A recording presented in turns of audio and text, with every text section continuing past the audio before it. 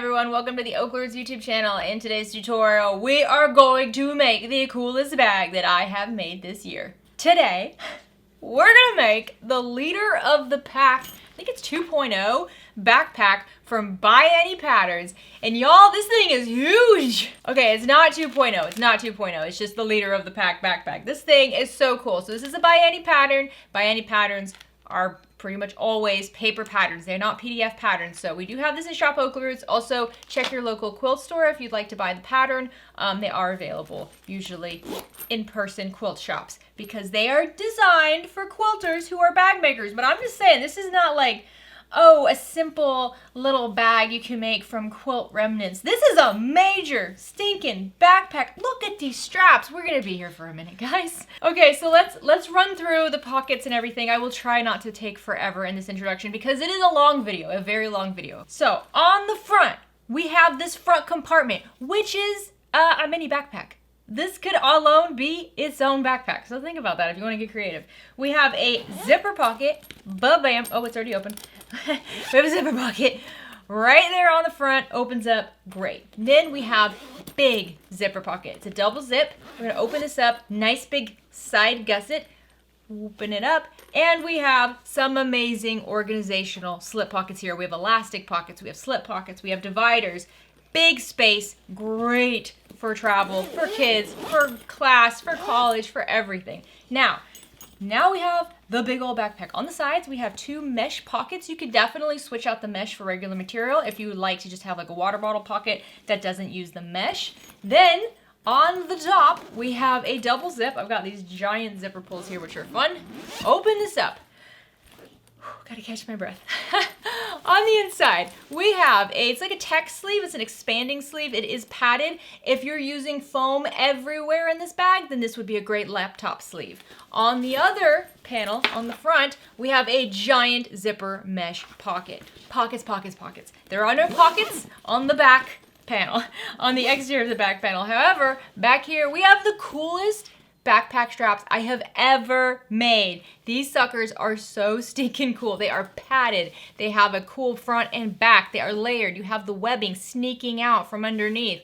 It is so brilliant how this pattern comes together. So I don't typically show you the bag that we're going to be working through in this video until the very end, but I do want to do it this time because if you're looking at this going, you know what, I like it, I would love to make a bag like that, but I don't work with quilt cotton, you're preaching to the choir. Okay, I did try quilt cotton and foam and I quilted it. I did it the traditional ByAnnie way for this bag, except for binding. I don't make my own binding because I just don't got time for that. I did still use fold over elastic for this bag. But after making this bag, I went into my own closet and I found a Stony Clover backpack. And Stony Clover uses a beautiful nylon material. They're the inspiration for a lot of the material that I purchased.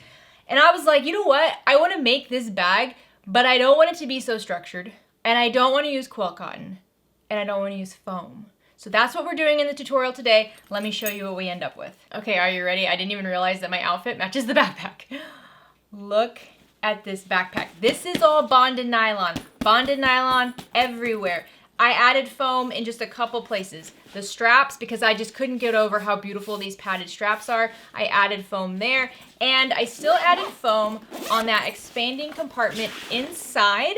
Although I personally would be careful putting a laptop in here because I don't have foam on the back panel, so it's not totally padded and protected. So if you had a laptop that was already in a padded laptop sleeve and then you put it in the backpack, that's totally fine. But that's the only place I put the foam. So we're going to talk in detail about the modifications I made to use the bonded nylon. I did not have to make any sort of configuration modifications whatsoever when it comes to the construction of this bag. All of the modifications are with the preparation. ByAnnie patterns traditionally have you quilt large rectangles. You're gonna have your exterior and your lining wrong sides together with either batting or foam in between. You're gonna quilt these giant rectangles, and then from those rectangles, you will cut out all your pattern pieces and then put the bag together. I skipped that step. I did not quilt this, I did not add the foam, and I did not cut those giant rectangles at all. I went straight to the pattern pieces, straight to the final cut sizes, and that's what I used to cut out all my pattern pieces for this. So I ended up using significantly less material than the pattern recommended, and I was able to really focus on pattern placement if I wanted to, which this material didn't really require that, but I could focus on pattern placement because I knew exactly what my finished sizes were going to be for pretty much every single one of these panels. You are going to still be trimming down quite a bit as we work, so don't get too stuck on your pattern placement, but I liked this method of doing it. Both work great, but if you're trying to be material conscientious, especially if you're using more expensive material like a faux leather or a nylon or something like that, I think you're gonna like this method. I really do. But if you are a fan of quilting together that quilt cotton and then putting it together with the foam and having this beautiful structure, it's fun. It's a fun bag to make. I don't think I would say it's totally beginner friendly. There's nothing in this bag that's challenging, but there are things about this bag that would really be better if you had more experience. So if you have some experience working with curves, working with zippers, you're gonna prefer that. So let me just quickly show you this backpack on. I'm 5 feet 4 inches, a size small normally. So I think I'm more typical size, but I might be considered on the smaller side. So on the front, like, aren't these the coolest? And then here it is on the side. I mean, you see, it's like the size of my body. I could probably fit my son in here. He's a little guy still. But isn't that fun? It is a cool backpack. This would be fun for travel. This would be fun for giving to kids, college students. I mean, this is not an hour make. Okay, this is not a 1 yard, 1 hour make. This is a commitment. This is a weekend commitment, but the payoff is insane. It's so good. So thank you so much to ByAnnie Patterns for allowing me to feature your patterns on the channel. I love ByAnnie so much. I've been working with them for a few years now. They are one of my absolute favorite pattern designers. I have adored them when I was a quilter. Before I ever stitched a zipper or even thought about boxing a corner, I was buying ByAnnie patterns with dreams of one day actually making them. So if you want to check out some ByAnnie patterns, I do have them listed on my shop. I will have their website listed below as well, but they do really encourage you to go to your local quilt shops and look for their patterns. So whether it's online or in person, go shop local, grab a pattern. They're really fun. They are paper patterns. They are, but there's not pattern pieces. I will tell you there's one thing to cut out in here. It's the circles for the rounded corners. However, we do offer a couple of rounded corner templates that I will have listed down below that will be the exact sizes you need to make this bag. So we have some bigger rounded corners with this big guy here and some smaller rounded corners. If you have these two templates, you are good to go. You do not have to worry about cutting out the circles on the back of the pattern piece or tracing them or doing anything like that. You can use this. You'll be fine. Go ahead and cut up that page and get the labels and everything like that. If you have the pattern, you know what I'm talking about. So if you're new to the OklaRoots YouTube channel, please make sure you click subscribe. If you've liked this video, please give it a like. Any questions, comments, leave them down below. I know this is a long video. I know, I'm aware. I filmed it and I edited it. I know it's a long video. It's a big bag. It's got a lot going on. I'm not going to cut out steps to make the video shorter because if you want to make this bag, I want to be right there with you the entire time, and I will tell you any part that I think is a little challenging, some tips and tricks and things like that to help you get through it.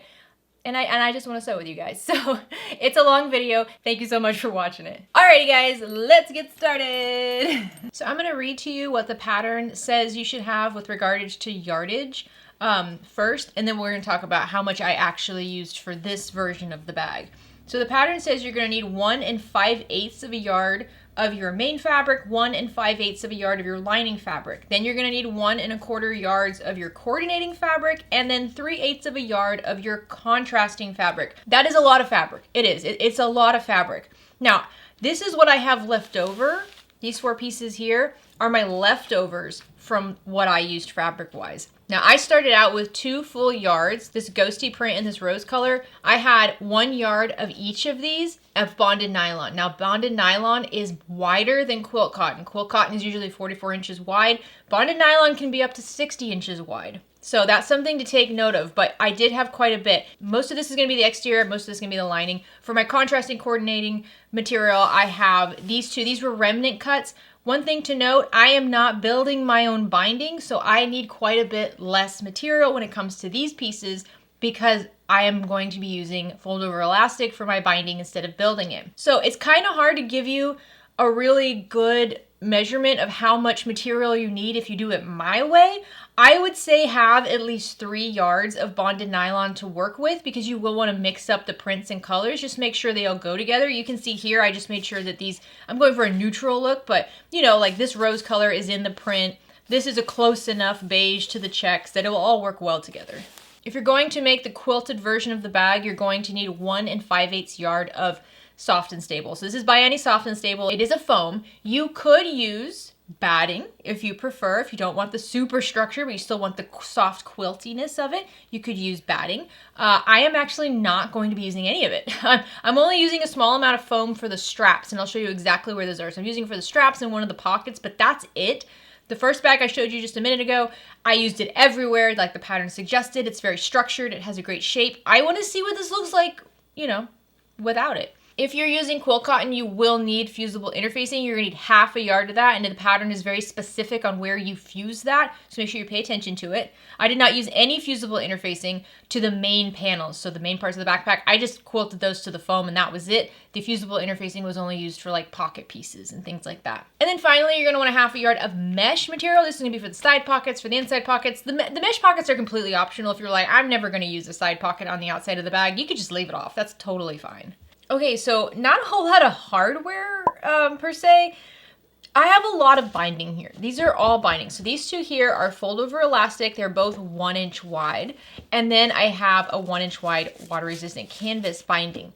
I find myself using little bits of each. So I have this like wine colored binding because this is what I'm going to use on the inside of the bag. It works really well with my color choice. However, I do need to use some binding on the exterior of the bag as well. And I wasn't sure if this would be too bold. I didn't want like really dark, sharp lines on the outside. So I also have this more of a neutral colored one. You don't need a bunch of different colors. If you have one color that works for everything, just use that.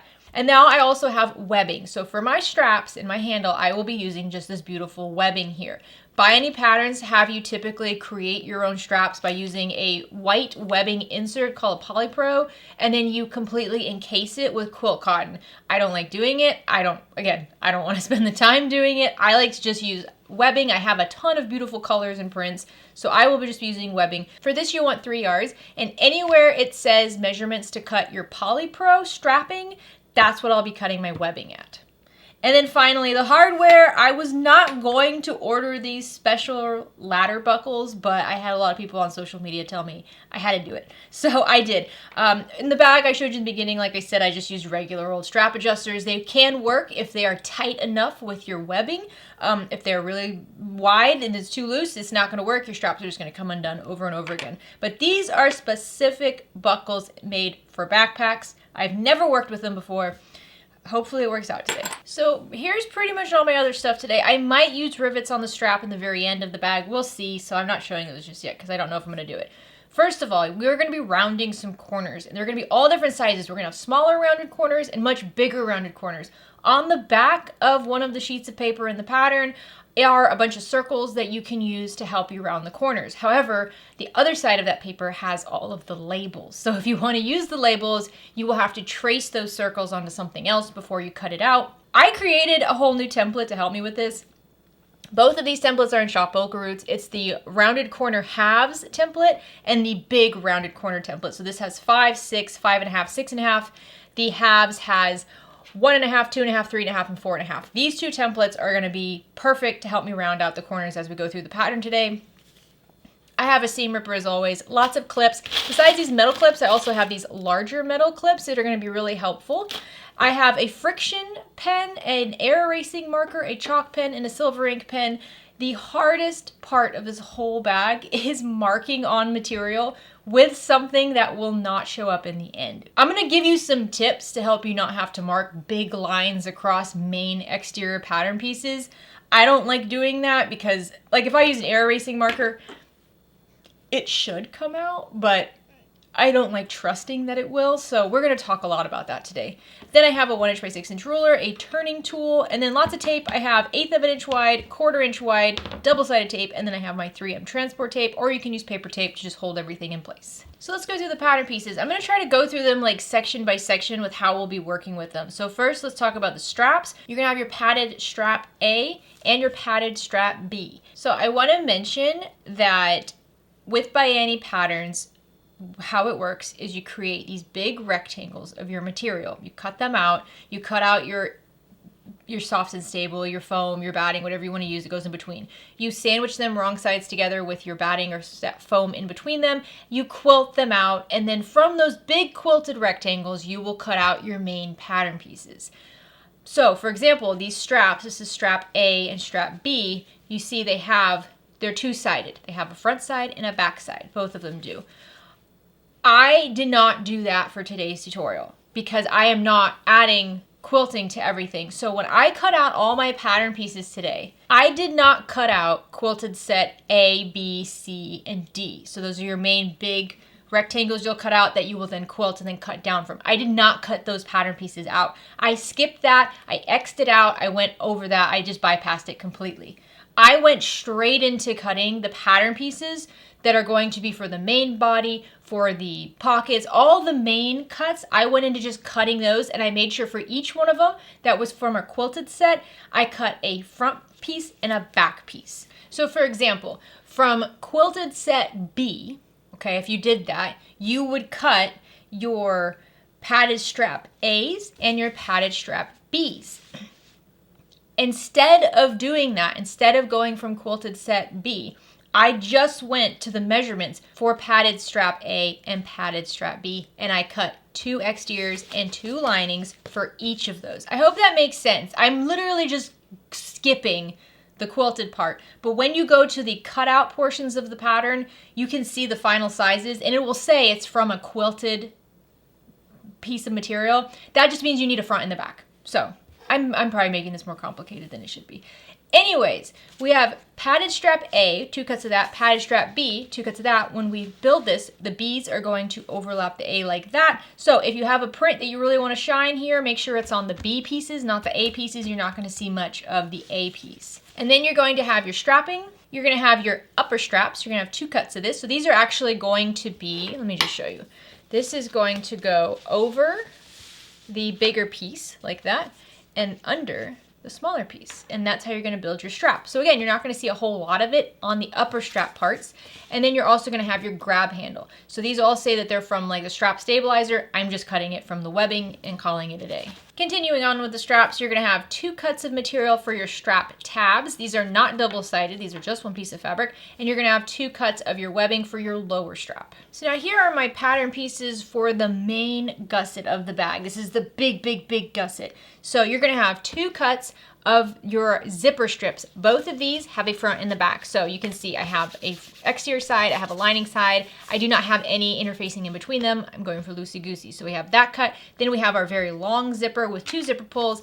And then I have 2 cuts of binding. This is using that water-resistant canvas. We'll talk about that when we get to this step. And then we have 1 piece that is the bag side strip. This is the bottom of the bag, the bottom of the gusset, and this is another quote-unquote quilted piece. I obviously didn't quilt it, but it has a front and a back, and they are basted wrong sides together. So this goes with that main gusset as well. You're going to have 2 side pockets. There's like water bottle pockets that go on the outside. So you're going to have 2 cuts of mesh for that. And then you're also going to have some binding. You're going to have an elastic binding that goes on the top that needs to be nice and stretchy. And then you'll have binding that you put on the bottom as well. You can still use elastic on the bottom, but just note that the bottom will not be stretching at any point. So if you want to use water resistant canvas or you want to use your main material to put an accent on the bottom here, you can do that as well. Next up, we have pockets B and C, and they're fold over elastic. Pocket B is going to be a slip pocket on the inside of the front compartment of the backpack, so the little like mini bag that's sticking out the front, the big pocket there. This is going to be slip pocket, and this is going to be an elastic pocket that goes over it. So this is what you need. None of this is quilted material. It all has nothing attached on the back. So then we have pocket A, which is the big front pocket on the very front of the bag. This is what you're going to see a lot of. Like, you'll still see the main panels of the bag as well, but this is a really prominent one. If you have a really fun print you want to use here, a feature design, you can do that. Just note that you might have to trim this down, so centering it gets a little difficult. This is a quilted piece, so it does have a front and the back. So I have these 2 pieces basted wrong sides together. I also already attached my bag tag. I wanted to make sure I attached that so that you didn't see the threads on the back. So I did attach it to the exterior cut first and then basted them wrong sides together. You're going to need your zipper that goes with this, and you're going to need some binding as well. And this pocket is going to overlay the front compartment. So you're gonna have your pocket A over your front compartment, and your whole front compartment is gonna be over the front main panel of the bag. So the front compartment is another quilted one. It has two pieces, an exterior and a lining already basted wrong sides together. And this will end up just overlaying this like this with the zipper, and it's gonna be very cute. So I know there's a lot of pattern pieces. This pocket is optional. It is an interior mesh zipper pocket. If you don't want to add it, you don't have to. But for this, you're going to have pattern pieces F1 and F2, and it's a small cut of mesh on the top, a big cut of mesh on the bottom, a zipper that goes in between, and then 2 cuts of your binding that will just overlay the mesh just like that to attach to the zipper. All right, another optional pocket is the expanding sleeve pocket. This would actually be really great if you're going to put a laptop in your backpack. It is a padded pocket. However, my bag is not padded, so it doesn't really make sense for me to use it as a laptop pocket. Honestly, if I was just making this on my own and wasn't doing a tutorial, I would leave this off for my particular bag because my bag does not have the stabilizer in it to hold electronics like that. But I wanted to show you how to make it. So you're going to have your expanding sleeve lining with just nothing on the back, and your expanding sleeve main, which has nothing on the back. And then you will also have your expanding sleeve foam, batting, whatever you want to use here. To go with our front compartment, we have 2 cuts of our front compartment zipper strips. These are quilted, so they do have a front and a back, so they have a lining side and an exterior side. And then you're going to have your front compartment side, I think that's what it's called, side strip, which is just the bottom of the gusset, and it has a front and the back. You can see it's the same for this. And then you're going to have your main zipper. So we're going to build this like we build any gusset, where we're going to surround the zipper with the 2 zipper strips. We're going to add it to the bottom of the gusset, and then we're going to sew it onto the main panel. And then we have to sew it onto the bag, which is a little different from what we've done before. So it's going to be fun. And finally, the last 2 pieces, you have your bag front and your bag back. If you wanted to make a backpack without all the bells and whistles, you're like, I literally just need a giant backpack, you could leave off the entire front compartment. You could do that. And just the front of your bag would be all this piece right here. No big compartment and pocket on the front, just this piece. You can definitely play around with this pattern and make that happen. Please note that the front compartment is shorter than the back compartment. This is a really cool backpack where like the gusset ends up sloping down and you have a bigger back than you do front. I love that. So both of these are quilted. They both have linings already applied to the back of them. If you wanted to add stabilizer, fleece, foam, batting, you could do that in between them and quilt them. You can do it however you want. So before you get started, I would suggest you wind a couple bobbins because you're gonna use a lot of thread today. And if you just wanna like get in the groove and just work and not have to keep stopping, I would have like 2 or 3 bobbins completely loaded and ready to go. In the needle, the top thread I'll be using, it's a Tex 45 weight thread. It's color buttercream. In the bobbin, I have a Gutermann polyester thread, which is also what is in my bobbins here. And my needle I'll be working with today is what I always go with, a Microtex 8012. So let's start with our grab handle. On the right or wrong side of your grab handle, you're gonna measure in 2 1/4 of an inch from each short edge. I would also make sure you melt the ends of your webbing with a lighter before you get started so you don't have to deal with it fraying. Make a couple marks there at the 2 1/4 inch mark on each side. I like to have them on the right side, and then I'm going to pinch it wrong sides together just like this. And I'm going to make sure those marks meet with one another and add a clip there. And just clip your grab handle wrong sides together between those 2 marks, those 2 1/4 inch marks. Okay, so now on the right side, on the edge here where you have your pins, you should be able to see your 2 marks. We're gonna start at 1 mark and we're going to top stitch to the other mark at 1/8 of an inch seam allowance, back stitch at the beginning and the end. I would suggest pulling your threads through the 2 layers of your webbing in the end and tying them off in a nice tight hidden knot. So this is our grab handle all ready to go. You can set it to the side. So now let's work on our strap tabs. You're gonna grab both your strap tabs, take one of them, and you're gonna fold it wrong sides together, diagonal corner to diagonal corner. And then I'm just going to clip this like this. This is easier to do with quilt cotton because you can iron it and press it. It's a little bit trickier with this bonded nylon since pressing it won't really do a whole lot. So I'm just gonna finger press it really well and create this little triangle. Do this for both of them. So I'm going to take these to the sewing machine and I'm going to top stitch along all 3 edges of each one of these triangles at 1/8 of an inch seam allowance. I would suggest you start and stop along one of the raw edges so you don't have to worry about your threads ever unraveling along the folded edge and causing a problem later. So we're gonna work on building these lower straps. They're really, really simple. I am going to go ahead and melt the ends of my webbing because they are already fraying on me and I just don't like to fight with that. I don't got time for that. So now let's start with one at a time. Take one of your lower straps, your lower webbing pieces, and if you have a directional print, think about that now. Lay it right side up, and then you're going to take one of your little triangle pieces here, and we're just going to fold this in half, corner to corner. So you see the top of it is going to be the folded top stitch edge, and you're just going to fold it wrong sides together like this. And if you'd like, you can press it with an iron if you can. If you're using material like I am, you might want to just add a couple clips along the side fold. And what we're going to do is we're just going to hug this around the bottom of the webbing, just like that. Make sure the bottom of the webbing matches up with the bottom corner of your little triangle. Open your clips up and just snug as a bug in a rug. Get in there. I mean, this is not a difficult step. This would be hard to mess up, honestly. Just hug it in there. There we go. Wrap it around. Clip it in place.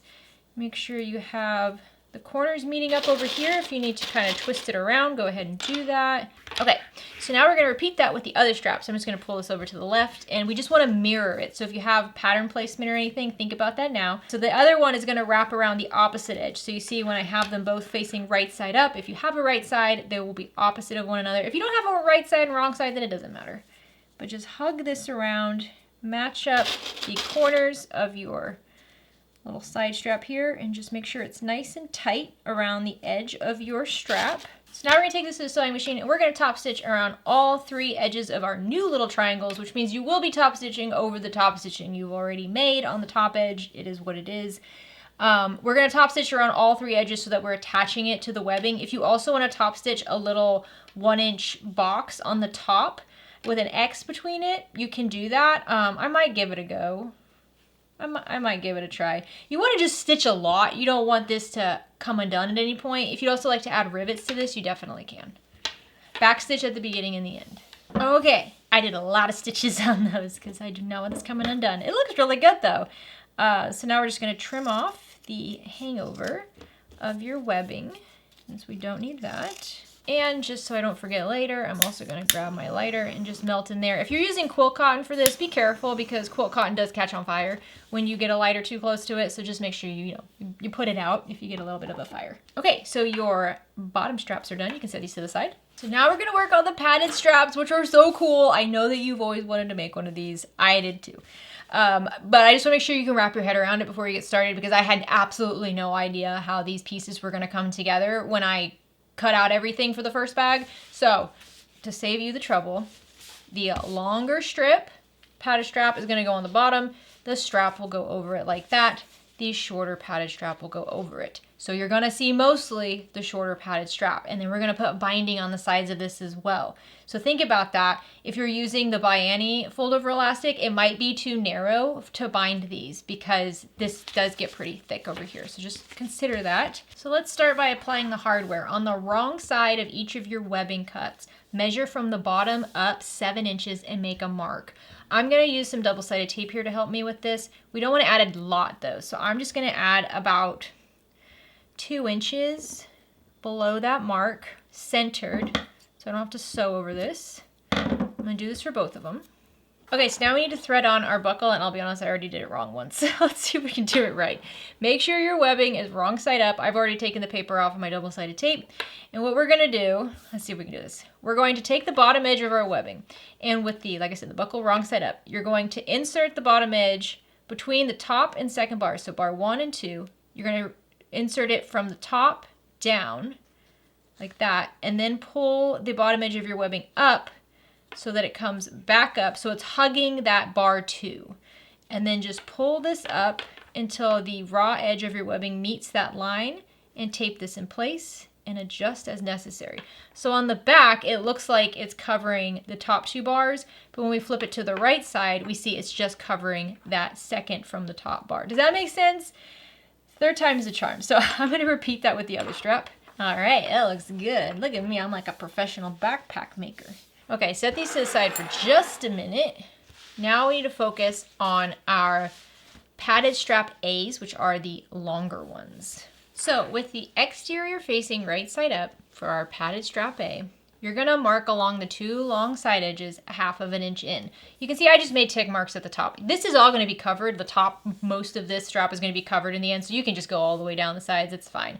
But then on the bottom, you're gonna mark 3/4 inch up from the bottom edge and make a horizontal line. I also have a couple of vertical lines here that are 1/2 inch in from the other edge. Now we're gonna use our 2.5 inch template here. So this is my acrylic template, and we're gonna line up the side with the right edge of the padded strap, and we're gonna line it up with the bottom edge of this strap. And we wanna just create a little 2.5 inch corner on one of the bottom corners. And then I'm going to rotate this, and I'm going to line up a straight edge with the left edge of the strap, and once again with the bottom.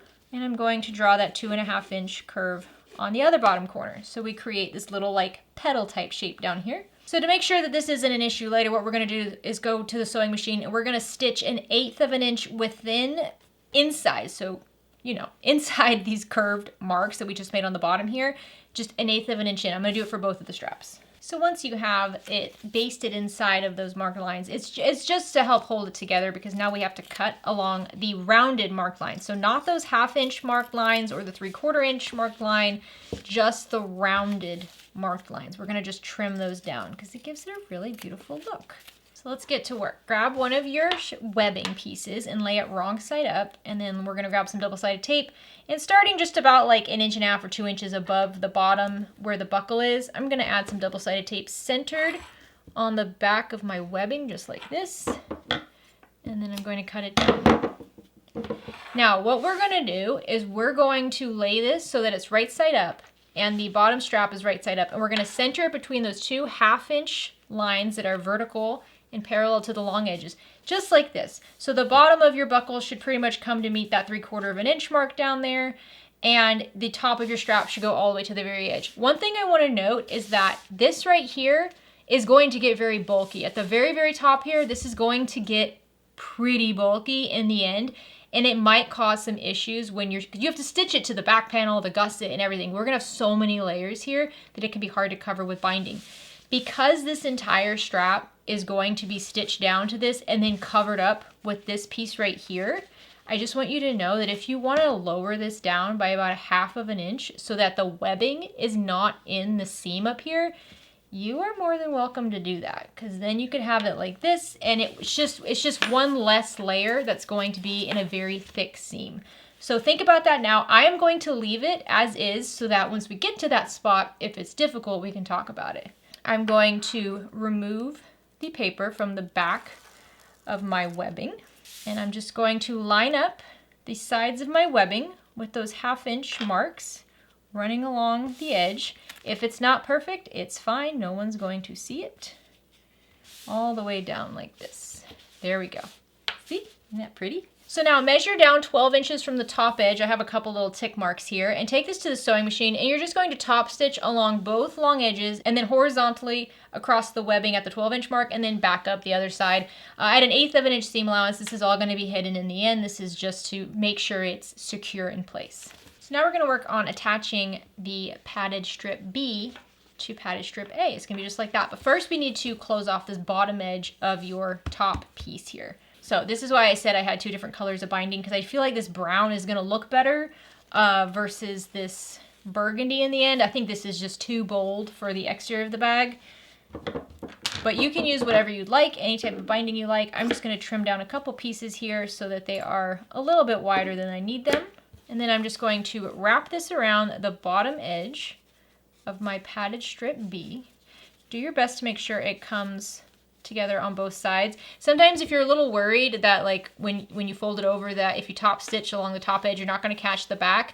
When you're wrapping this around, wrap it from the wrong side. So if I have lining side up, I'm going to line up that edge with that midpoint, and then I'm going to wrap this around. Because naturally what will happen, the top that you see here, so on the back, is going to be a little bit further down than what's on the other side. So you'll know that you will catch it when we flip this over and we stitch from the exterior side. So this is the back of the strap, here's the front of the strap, and now I'm just going to top stitch right along the top edge of this little binding piece at 1/8 inch seam allowance, back stitching at the beginning and the end. So once you have that done, check the front, check the back, make sure it's all good, And then trim down the binding if it's wider like mine is, so it's the same size. There we go. So now we're gonna take our padded strap B and lay it exterior right side up over padded strap A. Look how stinking cute that is. So we're gonna line it all up, corner to corner, top to top, side to sides, and just clip it in place. Yeah, I mean, do you see that? It's already so bulky, and we have to attach this to the back panel and the gusset, and put binding around it in the end. It's going to be bulky. It shouldn't be as bulky for me because I don't have the foam on all those pieces, but if you have the foam on the back panel and the gusset and the straps, it's very thick at that point. So something to think about when you're sewing. So now I'm going to start on the bottom corner of my padded B strip, and I'm going to just baste along the edge all the way to the top, over the top short edge, down the other side. And we're just going to baste this in place. Do not top stitch or anything the bottom edge of this padded strap. It should stay open, just the sides and the top. All right, and you can see I'm just leaving the other strap to the side for now. I will do the other strap off camera for time's sake. So now the last thing we have to do here is we need to bind the edges. So we're going to bind the sides and the bottom. We're not going to bind the top. I'm going to use fold over elastic for this. I love using fold over elastic here, especially on curved bottoms. I'm once again going to look from the wrong side. So you can see this is the back of my strap. And I'm just going to wrap this around the edges and use clips to clip it in place. So you can see as I go around this curve down here, I just stretch the elastic, and then you don't have any little pleats or lumps and bumps. Just make sure you pin it as you stretch it. And you can use any kind of binding you want here. If you made your own quilt cotton binding, that would be beautiful. You can have a lot of fun with binding. I just get too tired. And once I get to the top, I'll just cut this down. Hopefully I have enough for the other strap. I think I will. So now I'm going to flip this over so I'm looking at the exterior laying right side up. And I'm going to top stitch along the sides of the strap and the bottom edge, all at about a 1/4 inch seam allowance, maybe 3/8 of an inch, most likely just a 1/4 inch seam allowance to make sure I catch everything. Go slow with this. Make sure you move the buckle out of the way as you go around the bottom edge, and backstitch at the beginning and the end. Look at that cute little strap. It's so sweet. I do wish I had like maybe a little bit more narrow of a binding because it is bigger than I wanted, but that's okay. So we're going to repeat all those steps that I just did with the other strap, and then I'll meet you back here and we'll finish off the tops of these straps. So once you have both of your adorable straps all prepped, now we just need to angle off the tops. So on the left strap here, I'm going to measure down 1/2 inch on the top left corner and make a mark. And then on the right strap here, I'm going to measure down 1/2 inch from the top right corner and make a mark. So they're mirrors of one another. And then you can just take your ruler and make a diagonal mark from the opposite corner down to your mark on both of these. Doesn't have to be super precise. And now just to make sure everything's held together, I'm just going to baste right inside, so right underneath each one of those diagonal marks at about 1/8 inch seam allowance on both sides. And once you have those basted, you can now cut right along the mark. It is thick because you also are cutting through webbing if you chose to put your webbing all the way up top. If not, then you are probably in decent shape. And there we go. Our straps are all ready to go. You can set them to the side. So now we're going to work on our pocket A. This is the very front pocket on the very front of the bag on the outside. So you need your A piece that has the lining already attached. You need your binding, and you need your associated zipper. Now, ByAnnie patterns do zippers a little differently because we don't really have a way to install them traditionally, so we need to figure out a way to kind of cover up the raw edge of the material. So how we do that is we mark a horizontal line that's going to be on the bottom edge of our zipper tape. Remember, your zipper should be right side up, zipper closing towards the left. That's how I want it in the end. So on the bottom edge here, I marked a horizontal line that is 1/8 inch above the bottom raw edge of the zipper. Now, what we're going to do is we're going to take our zipper and we're going to lay it right side down. So it's right sides together with the exterior, just like that. Now flip over the entire unit. And if you want your zipper tape to overextend a lot on one end and a little bit on the other end, you can. I might just do that so I can pull the zipper pull out of the way. I don't have to worry about it. And with the zipper facing right side up and the main pocket panel A facing exterior side down, lining side up, you're going to match up the top edge of your pocket with that 1/8 inch line. So it's not going to go all the way to the edge of your zipper tape. And we're going to just clip this in place. I'm not using double-sided tape for this because we would end up sewing over it. So this is what we have now. You see how the zipper tape's peeking up the top like that? So now we're gonna take this to the sewing machine and we're going to stitch along this top clipped edge at a generous 1/4 inch seam allowance, and you are measuring in from the edge of the zipper tape. So your stitching should go just past your basting stitches. Even if you quilted this, you should still have basting stitches that are around the entire edge of your pocket. It should go beneath that, below that, okay? Back stitch at the beginning and the end. Alrighty, so we have it stitched in place. Now this is why it's important your bobbin thread and your top thread are the same color, because what we're going to do now is we're going to flip the zipper up like this. So when we look at the right side, we have exterior right side up, zipper right side up, and a nice fold up here at the top, okay? Now you can do this one of two ways. You could just fold this down like that, and now you can just top stitch along the fold at a little over 1/8 of an inch seam allowance, because what you want to do is when you stitch this down, you want to make sure you're going to cover up the raw edge on the back here. The better way to do it to make sure this zipper tape really secures and encloses that raw edge is to top stitch from the lining side. And you can top stitch 1/8 of an inch up from the bottom edge of the zipper all the way. But that does mean that the bobbin thread is what you're going to see on the right side of your pocket. So think about that now. If you have it quilted, you'll never notice if it's not perfect. Mine might be a little bit more difficult, so I'm going to give it a shot. I'm trying to see if I can use my plaid print, my checkered print, to help me do this. I'm going to do it from the back side. I'm going to do it from the zipper side. So back stitch at the beginning and the end, 1/8 of an inch above the raw edge of the zipper. All right, so here we go. We have it top stitched on the bottom, and then when we flip it over, it looks nice and top stitched on the front. Very pretty. So now I just want to add the binding to the top of our zipper. So make sure it is centered with the bottom portion here, and I'm just going to wrap around my elastic. Now, if your elastic is a little longer, you might see it gets too close to the zipper teeth. We don't want it to get so close that the zipper catches it, so be careful of that. With this elastic, if you wanted, you could lay it so that it's right side down and then sew it along the top of the zipper at a 1/4 inch seam allowance, and then wrap the zipper elastic around and then top stitch it in place. I mean, I've never done it. We might as well give it a try. Okay, we'll just give it a try. So I'm going to lay my elastic binding right side down. I'm going to use the matte side as the right side, so there's a shiny side and a matte side. So it's shiny side up, and I'm just going to clip it in place, making sure it lines up with the bottom A panel here. And with elastic, that's easy to do because you can stretch it if you need to. And I'm just going to clip it on here.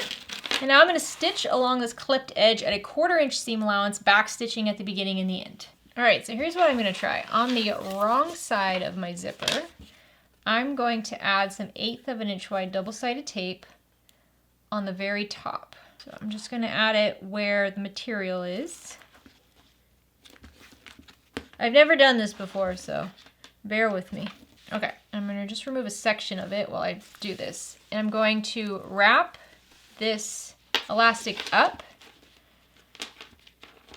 and around the top of my zipper tape. So I'm just pulling it and wrapping it and sticking it to that double-sided tape. Yeah, I think this will work. I think it'll work.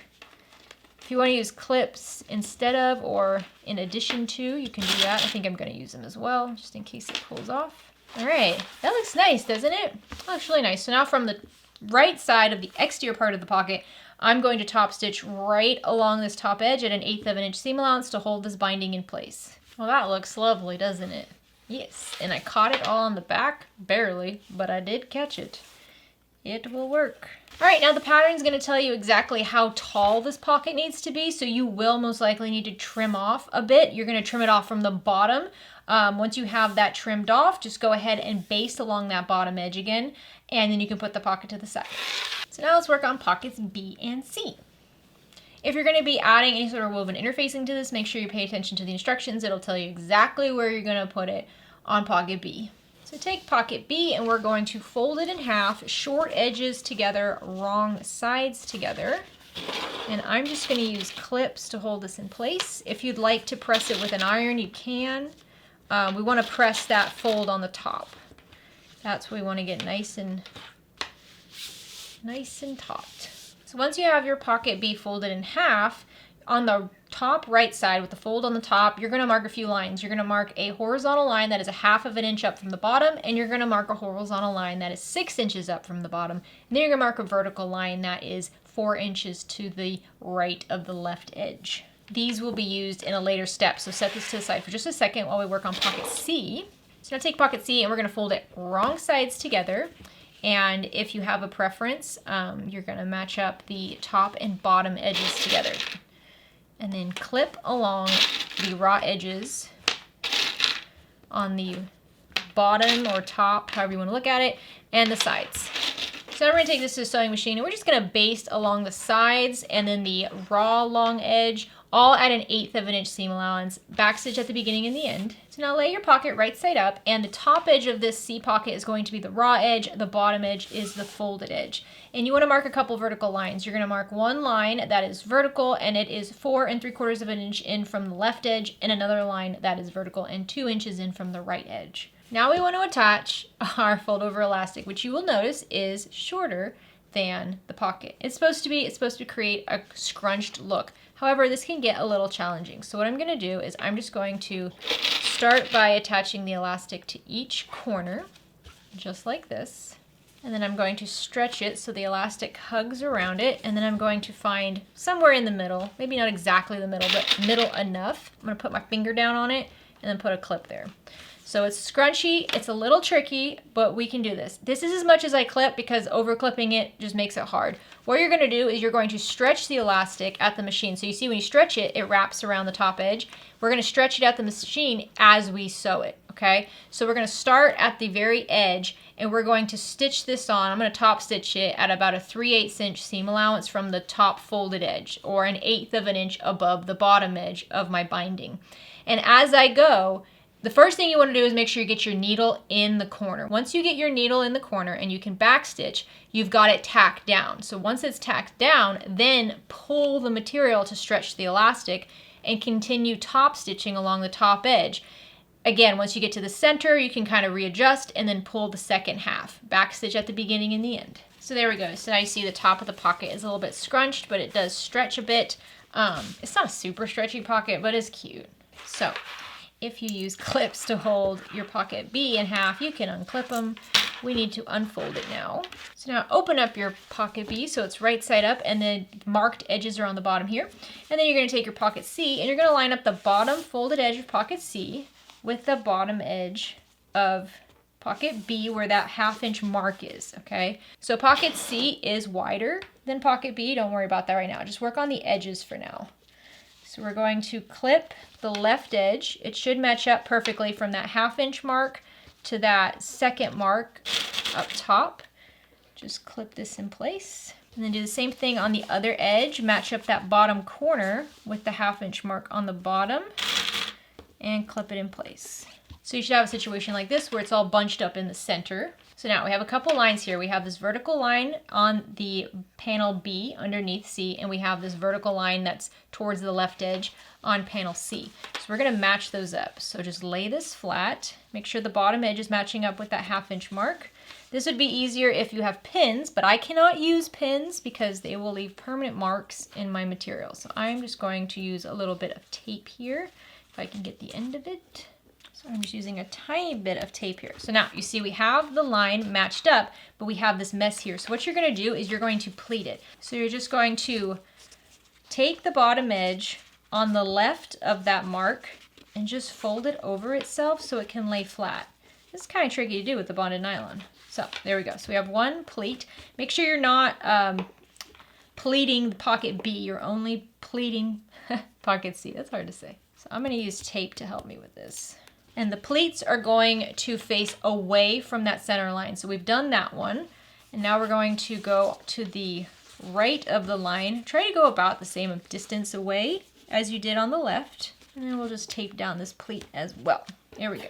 So you see, now the bottom edge is the same width as the pocket. So now we're gonna go to the sewing machine and we are going to top stitch along the sides and the very bottom edge, all at an 1/8 of an inch seam allowance to hold this in place. Then we're gonna do a second row of top stitching along the bottom edge at a 1/4 inch seam allowance just to really extra secure those pleats. This is especially important if you're using a bonded nylon like I am or waterproof canvas, since it is a thicker material. Make sure you backstitch at the beginning and the end. All right, it's looking cool, isn't it? So once you have the sides and the bottom all ready to go, now we want to top stitch along that 2-inch line that's in from the right edge. So not the center one here that we used. We're not doing that one yet. So make sure this is nice and flat, or however you want it on the edge, and you're going to start at the very bottom of the folded part of your pocket C, and you're going to top stitch right over that line, over the binding on the top to the very top edge, turn around and just top stitch right back over that exact same line, backstitch at the beginning and the end to secure. So that side ends up being just like a really nice like little pen pocket. So now bring the top of pocket B down, right sides together with the bottom edge, and line up all 3 edges. So the bottom straight edge corner to corner, and then also the side edges, and clip right sides together. So now on the bottom horizontal edge, you're going to mark about a 3 or 4 inch opening that we're going to turn this whole pocket out through. So starting on the top right corner, we're going to stitch down the sides at a 1/4 inch seam allowance and then over towards that first mark. Make sure you backstitch at the beginning and the end, and then backstitch at that mark. Jump over the marked opening on the bottom, so don't stitch there. Go to the next mark, backstitch, continue on at a 1/4 inch seam allowance to the top left corner, backstitch there as well. Once you have that sewn, carefully trim down the corners because we'll want those to spread. So we're just going to very, very carefully. I never get too close to the stitching just in case. You really don't want to cut your stitches. So now carefully turn this pocket right side out through the hole that you left. Make sure you get in there and you really poke out those corners. This is easier to do when you have some sort of a turning tool like this turning wand. Okay, so now you want to flatten this out as best you can. If you are using quilt cotton, you can grab an iron to just really flatten out all the edges. I'm going to use a bunch of clips. I will run out of clips most likely, but I'm going to try. I'm just going to flatten out the top edge as best I can with my fingers, and then use clips to just keep it nice and flat. And then I'll go down the sides as well, doing that. And then on the bottom edge, just make sure you tuck in those raw edges of material. Give it a good tug on the material around the opening, and then add clips or iron to just hold those raw bits inside. So now the pattern says you're going to top stitch around all 4 edges. One thing to note is that you will be top stitching this down to another piece of material later. So if you really don't like the look of over top stitching on lines, you could just top stitch along the top folded edge at a 1/4 inch seam allowance for now, and then save the rest of it for the next step when we attach it. I'm gonna do all the edges just because it'll make it easier for me to keep this flat, and I don't mind top stitching over previous stitches. So I'm gonna start at the bottom and top stitch at an 1/8 of an inch seam allowance along the bottom edge and side edges, but along the top folded edge, if you'd like, you can top stitch at a 1/4 inch seam allowance, or you can do an 1/8 of an inch, whichever one is more convenient for you. Okay, this pocket is good for now. You can set it to the side. We will work on that last line in a later step. Now we're gonna work on these water bottle pockets. So to get started, first what we wanna do is we wanna pleat the bottom edge. I'm going to be using fold over elastic to bind the bottom edge, but if you would prefer to use something that's not stretchy, just to make sure it stays the right size, you can do that. I think I'll be okay with my elastic. I have separate pieces of elastic that are gonna go along the top. These are different sizes. They're different by like 1/2 inch, so it's not that big of a deal if you don't get it perfect. You'll be fine. So now on the bottom edge of my mesh, I'm gonna measure in 3 inches in from the left edge, and I'm going to add a clip right at that 3-inch bit. Then I'm gonna measure 1.5 inch in from that left edge. And I'm going to just hold this down and bring that 3-inch clip over to that 1.5 inch mark. Fold it like that, and then add both to the clips. So you see I have a little pleat down here, and the 3-inch bit, the further in bit, is folded over the left edge. I'm gonna repeat that on the other side. So once again, 3 inches in from the right edge this time, add a clip. And this does not have to be perfect. This can be pretty messy. And then 1.5 inch in from the right edge. Bring that clip over to the 1.5 inch and clip it in place. So the pattern's gonna tell you exactly how wide this bottom edge should now be. If you wanna double check it, I'm gonna add just a couple clips up here just to hold this in place because it is fighting me. So here's the thing, trying to baste this bottom edge in place is not good because there's really nothing for the sewing machine to hold on to. So what I'm gonna do instead is I'm gonna grab some double-sided tape and I'm gonna add double-sided tape right along the back here. I think I can do this and like remove a clip as I go. And if I put the tape down, I mean the tape's gonna go through it and try to stick to my table, but that's okay. So I'm just gonna cut that piece off like that and just keep gently taping this like that. Okay, that's gonna baste it better than the machine is gonna baste it. And it will help with the next step. So next what I wanna do is take my bottom binding piece and just wrap it around the bottom edge of the mesh and clip in place. And it should be the same width. That's the goal. If it's a little different, it's fine. Mesh is easy to work with. We won't have any problem adding it to the pocket later. And I'll go ahead and take the paper off that double-sided tape as well to just help stick everything together. So now I'm going to go to the sewing machine and I'm just going to top stitch along this bottom edge about 1/4 of an inch seam allowance from the folded edge, or you could do like 1/8 of an inch right below the raw edge of the binding, backstitch at the beginning and the end. So I like to attach that bottom binding at 1/4 inch seam allowance because when we attach this to the gusset later, I'm going to do 1/8 of an inch, so just below it, and I'm going to do another row of stitching just above it. We'll end up having 3 rows of stitching on this for super security. Okay, now let's work on the top edge. So the other piece of your actual elastic is going to go there. So we're going to spread this open and we're going to wrap it around. I would not use double-sided tape for this. I think you'll find that to be not helpful. So I'm going to go corner to corner with my elastic. And this is going to be similar to how I did the elastic pocket just previously. I'm going to stretch this out as much as I can. This is going to stretch quite a bit. We want to get the center clipped. I just like to have 3 points done. So I'm just going to stretch this out, mark the center, and then add a clip there to secure it. There we go. And now it's all messy, but that's okay. We're going to go to the sewing machine. We're going to top stitch this on at about 3/8 inch seam allowance from the folded edge, or 1/8 of an inch up from the raw edge. And start at the very corner. Make sure you get your needle in there, backstitch so you can tack it in place. And then as you top stitch this, just stretch the elastic to accommodate the mesh and just keep top stitching along the entire top edge. It's going to be pretty stretchy, and then backstitch at the beginning and the end. All right, so there's your mesh pocket. It's nice and pinched on the bottom and nice and stretchy on the top. I'm gonna repeat all those exact same steps with the other mesh pocket in the binding, and I will meet you back here. So now we're gonna work on pocket F, and this is just a giant mesh pocket that has a zipper going in between the 2 pieces. So you're gonna have the bottom part of your pocket and the top part of your pocket. I'm using a fold over elastic, and I just wrapped it around the top of the bottom piece and the bottom of the top piece. You could use any type of binding here you'd like. If you prefer to use quilt cotton or water resistant canvas, that's fine as well. This pocket does not need to be stretchy at these marks because it will be attached to a zipper. So once you have that prepped, you can just top stitch your binding in place. I'm going to use a 3/8 inch seam allowance since my binding is pretty wide,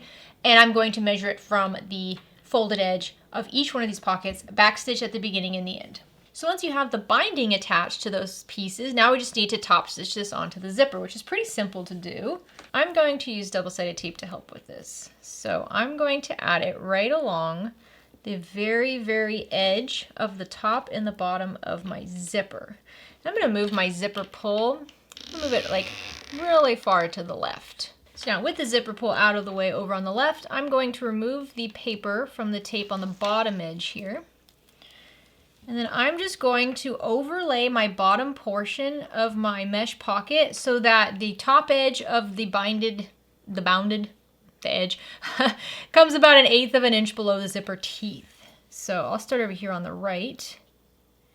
And just make sure it's not too high up. You don't want like the zipper tape edge to show beneath the bottom of your binding. Okay, so there's that edge taped in place. I'm just going to attach this one first and then I'll do the top. So now I'm going to top stitch right along the top edge of my bounded pocket at 1/8 of an inch seam allowance. Again, make sure your binding isn't too close to the zipper because the zipper will rip it over time. So you want it a good amount away from the teeth, but still close enough to look good. So you see, attached to the zipper. So you're going to repeat that with the top portion. What you want to make sure you're paying attention to when you're attaching the top portion though is that it lines up edge to edge with the bottom portion. So this is where it's a lot easier if you have a cutting mat underneath you. I'm just going to eyeball it. We are going to trim this down when we attach it to our main panels later. So it's not the end of the world if they're not totally matched up, but do your best here. There we go. So now I'm going to go top stitch along the folded edge of the top piece at an 1/8 of an inch seam allowance, back stitch at the beginning and the end. And there you go, giant mesh zipper pocket done. Super easy, you can set this to the side now. So now we're going to make the last major pocket, which is the expanding pocket. So you're going to need your main, your lining, and your foam if you're using it.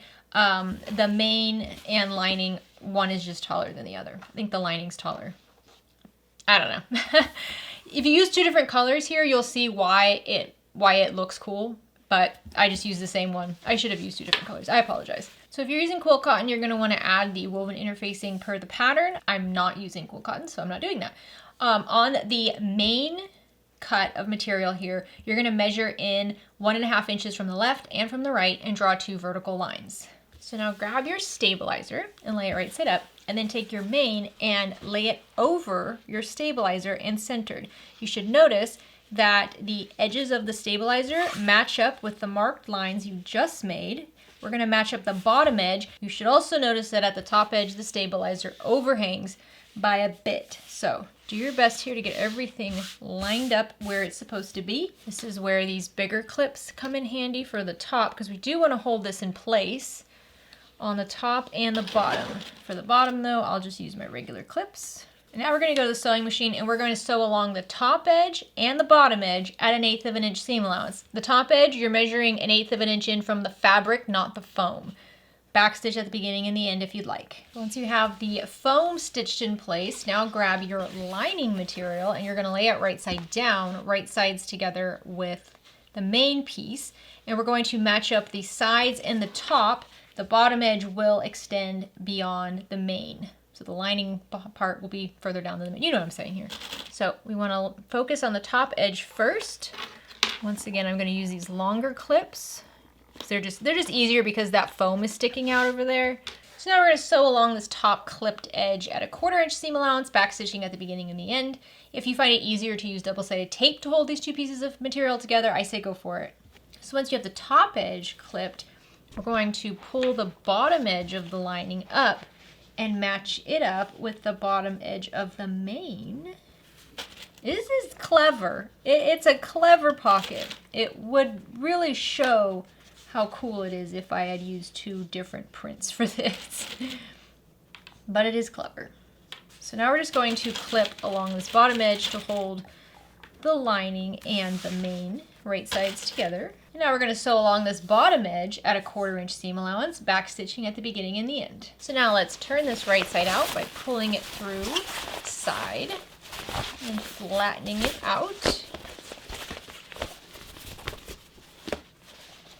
Okay, so the main has the marks on it, and that's the main part here. What you're going to do is you're going to fold this up so that the foam can stay where it is, and you're going to just make sure the seam on the bottom is like right off the bottom. So we have like a lip on the top. So it almost looks like binding, which is kind of cool, which is like I said, if I would have used 2 different materials, you would be able to see this is different from this. It looks like binding. It's neat. I like it. So I'm just going to press out this bottom edge. Use an iron here if you prefer. I'm going to use clips to flatten this bottom edge out first. And once you have the bottom done, just press along the top edge and you have this beautiful fold over. And I'm going to add clips along this top edge as well to just make it look just right. Okay, so now we got to go stitch a few things at the sewing machine. First thing we're going to do is we're going to stitch in the ditch. And if you are not a quilter, you might not know what that means. we are going to top stitch right in this seam. So you might want to use a zipper foot here. You want to get that needle in the actual seam. The goal is to not see the stitching at all. If you do, it's fine. If you prefer, you want to stitch about 1/8 of an inch above the seam, that's also fine. That might look cleaner in the end, honestly. After you stitch along the top edge, then you want to go and you want to top stitch right over the marked lines on the sides. So make sure you back stitch well at the beginning and the end of each of these, since these are finished edges. Take your time here. I just realized that I messed up the seam down here. The seam right here for the bottom is supposed to be about 1/4 of an inch up, because I have the foam folded. The foam is not supposed to be folded at any point. So the foam on the top should be completely flat and the foam on the bottom should also be completely flat, but I screwed that up. I apologize. It'll be fine. So the pattern tells you exactly how wide this pocket should now be. I'm going to have to trim off about 1/4 of an inch off each side, so it's 1/2 inch too wide. So I just marked 1/4 of an inch in from each of the raw edges, and I'm going to quickly just baste 1/8 of an inch inside those lines, and then trim it down. I just want to make sure I baste it before I start cutting. I'm also going to top stitch along the bottom and top edges at 1/8 of an inch seam allowance, since I kind of screwed up the stitching on the bottom. So once we have it all stitched up, now I can just trim off this edge. I would typically use a rotary cutter and a ruler, but since I don't have my cutting mat right here, scissors it is. So you just want to make sure this is the same width as what the pattern suggests. Honestly, I think it's okay if it's a little bit wider, because it already is an expanding pocket. It's already too wide for the panel. All right, this pocket is done. You can set it aside. So now we need to work on the main gusset, and this is a little unique because we actually need this gusset to be smaller on the front and bigger on the back, because the front panel is smaller than the back panel. So we're going to move the zipper and the bindings out of the way. We want to work with our main zipper gusset panels, and then the bottom gusset can go up to the top for now. If you have pattern placement preferences, make sure you mark where you want everything. So remember, the zipper is just going to go right in between these two zipper panels like this. I don't really care where everything goes, but we're going to be working on the zipper gusset that will be against the front panel. So that's just going to be this one right here. First things first, let's mark the midpoint along both edges of this zipper gusset, because we are going to create some darts so that we can reduce the size for the front panel, which is so smart. I've always wanted to do a backpack like this. It's so cool how this comes together. So now flip this over so you're looking at the lining side of your gusset. All right, so on the lining side, you need to make some marks. First, you're gonna mark 1/2 of an inch up from the bottom edge of your zipper, whatever the bottom is going to be. So pattern placement wise, think about that. Then you're going to make sure you mark the midpoint along the very center here. I just used cuts. I'm not going to mark it with a marker. And then to the left of that midpoint mark, you're going to mark a vertical line that is 5 inches away, 5 3/4 inches away, and 6 1/2 inches away. Same thing on the other side. You're going to measure to the right of that midpoint, 5 inches, 5 3/4, and 6 1/2. You have 3 marks on each side. All right, and then you're going to mark 1/2 of an inch down from the top edge on the center of the 3 lines, so each one. And then from that 1/2 inch mark, you're going to draw a diagonal line to the very left edge, right on the bottom edge, and to the bottom right. So you're creating 2 triangles here. The bottom edge has the 1/2 inch horizontal line. You see what we're doing here? Refer to the diagram if you're confused. So these marks will be used in just a little bit.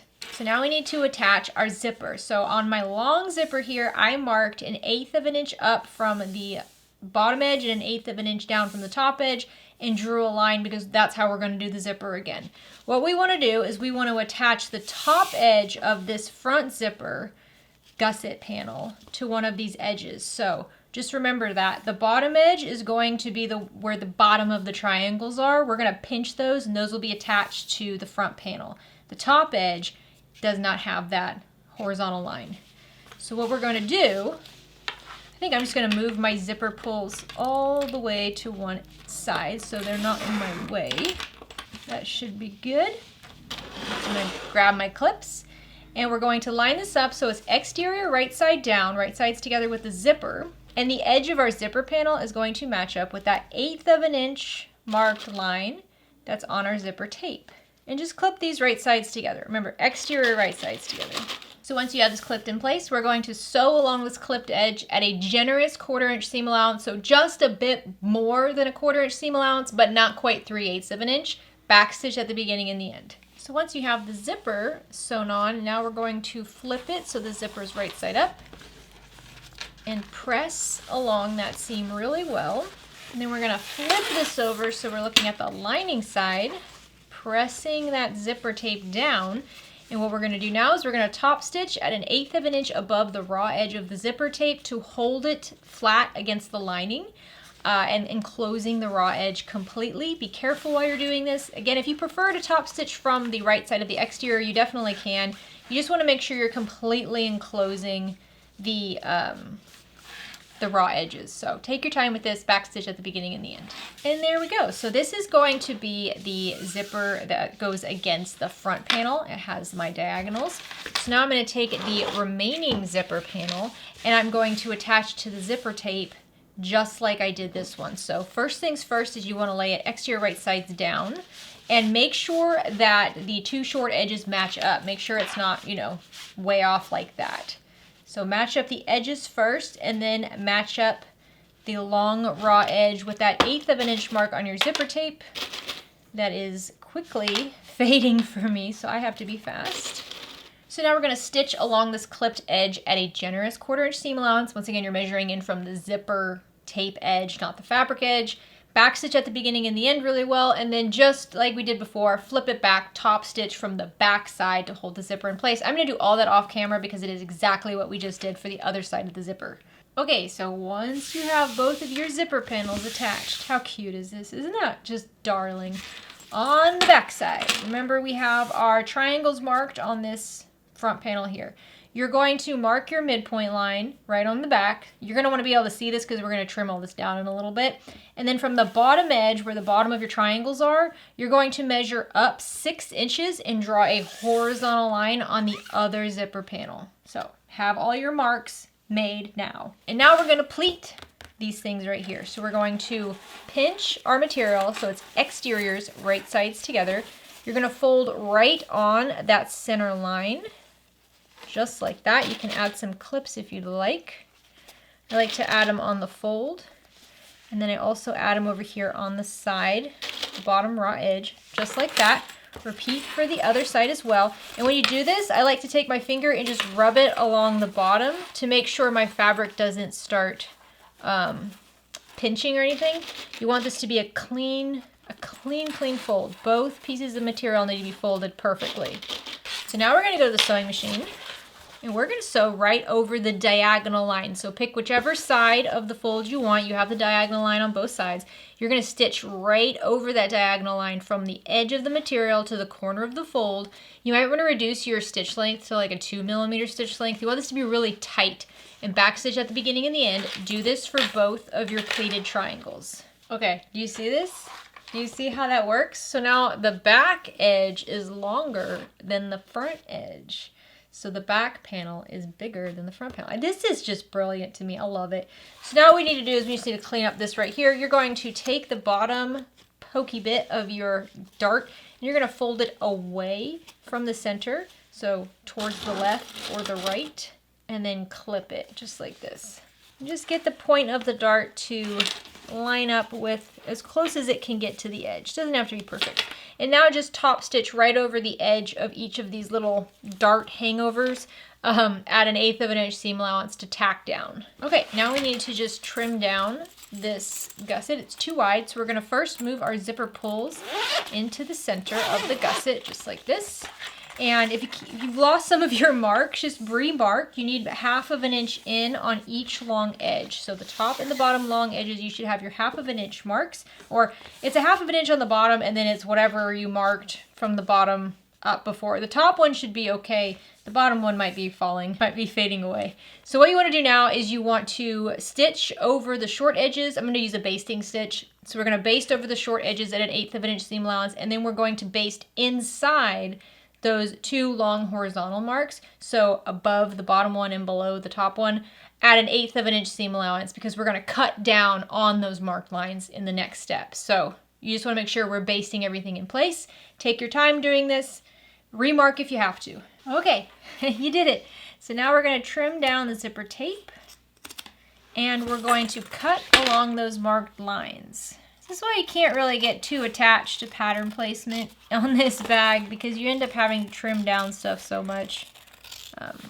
It's good just to pick a print that has a lot of nice patterns on it, or a solid. And there you go. 2-sized zipper gusset. So cool, man. Okay, let's move this up, and now we're gonna work on the bottom part. This is called the bag side strip. I'm just gonna call it the bottom of the gusset. That's what I'm gonna call it, bottom of the gusset. So in a minute, we're going to add our exterior mesh side pockets that are like the water bottle pockets. You can add those to the exterior or the interior. So if you're like, you know what, I don't want them on the outside of the bag, but I would still like to have them, you can mark them and put them on the interior. So either side will work here. I'm gonna put mine on the exterior, because we're staying with the pattern. So on each side, that is not the right mark. These dang quilting rulers always get me confused on the numbers.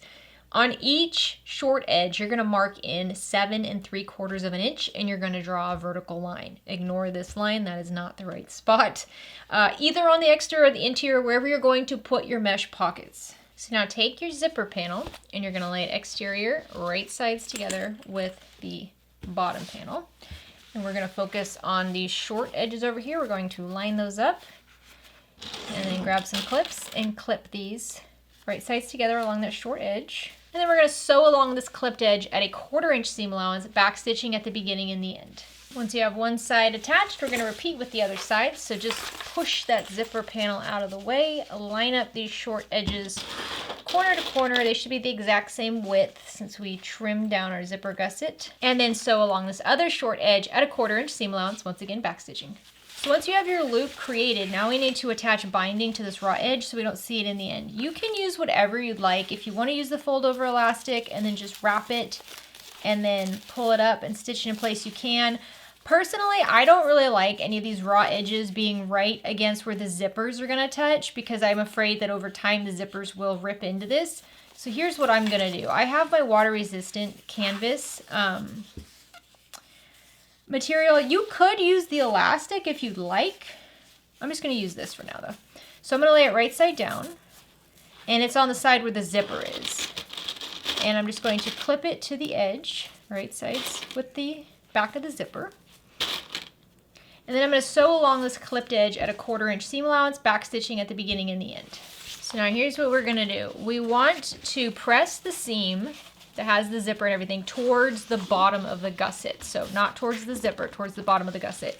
And then press the binding up and over the seam like that. Now you could just top stitch this on like that. I just want to tuck it in a little bit more. So I'm just going to fold in the raw edge of my waterproof canvas and tuck it around that seam just a bit. And then after I have it kind of wrapped around that seam and tucked in, I'm going to take it back to the sewing machine, and I'm going to top stitch from the lining side at 1/8 of an inch below the folded edge of my wrapped around water resistant canvas or binding, whatever type of binding you're using. You just want to make sure you cover the seam and that you're also stitching the seam towards the bottom part of the gusset. Back stitch at the beginning and the end. So there we go. You see, it's a little tricky to hold it in place, but it looks really nice. And then here it is on the other side. So I'm going to repeat that with the other edge here. Okay, so I decided I didn't really like the white binding, so I just switched it out for the elastic binding that we were using previously, just because for me it was just a little bit easier to work with and it had a cleaner finish. So now we're going to attach our elastic pockets. So lay your elastic pocket so it's right side up. The top edge of the pocket is the non-pleated edge. The bottom edge is the pleated edge, and we're going to just line up the bottom edge with that mark that we made on the bottom of our gusset. You can use tape here if you'd like to hold this in place, or just use clips, whatever you prefer. And then we're just going to clip it all the way to the top. And the pattern says that the top of the pocket should nest just above the seam. So the elastic should come above this seam. The pocket should go over the very bottom of the zipper. So just clip this where you need to clip it. Do this on both sides. This is gonna look so cute. So now we're gonna go to the sewing machine and we're going to stitch along the sides and the bottom edge of our pocket at an 1/8 of an inch seam allowance. I'm gonna top stitch here. So I'm gonna top stitch the sides, the very, very bottom, and the other side. And then I'm gonna do a second row of top stitching only along the bottom row. And this is gonna be at about a 3/8 inch seam allowance. So it's just gonna be an 1/8 of an inch below the raw part of my binding on the bottom of this pocket. So 2 stitches on the bottom, 1 stitch on the sides. Oh my goodness, that's adorable, isn't it? It's so cute.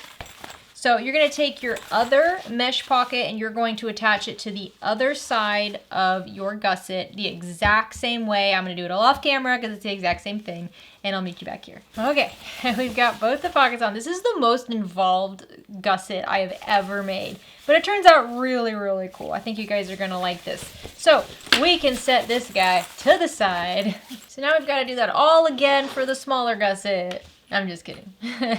The gusset for the front compartment is like a standard gusset. It's not a very involved gusset like that one was. So this one should be much quicker, but I'm going to walk you through it, but just at a bit of a quicker pace. So the first thing I'm gonna do is I'm going to draw my 1/8 of an inch long lines on the right side of my zipper tape on the top and the bottom. So once you have your 1/8 of an inch marks, let's move the zipper pulls to one side.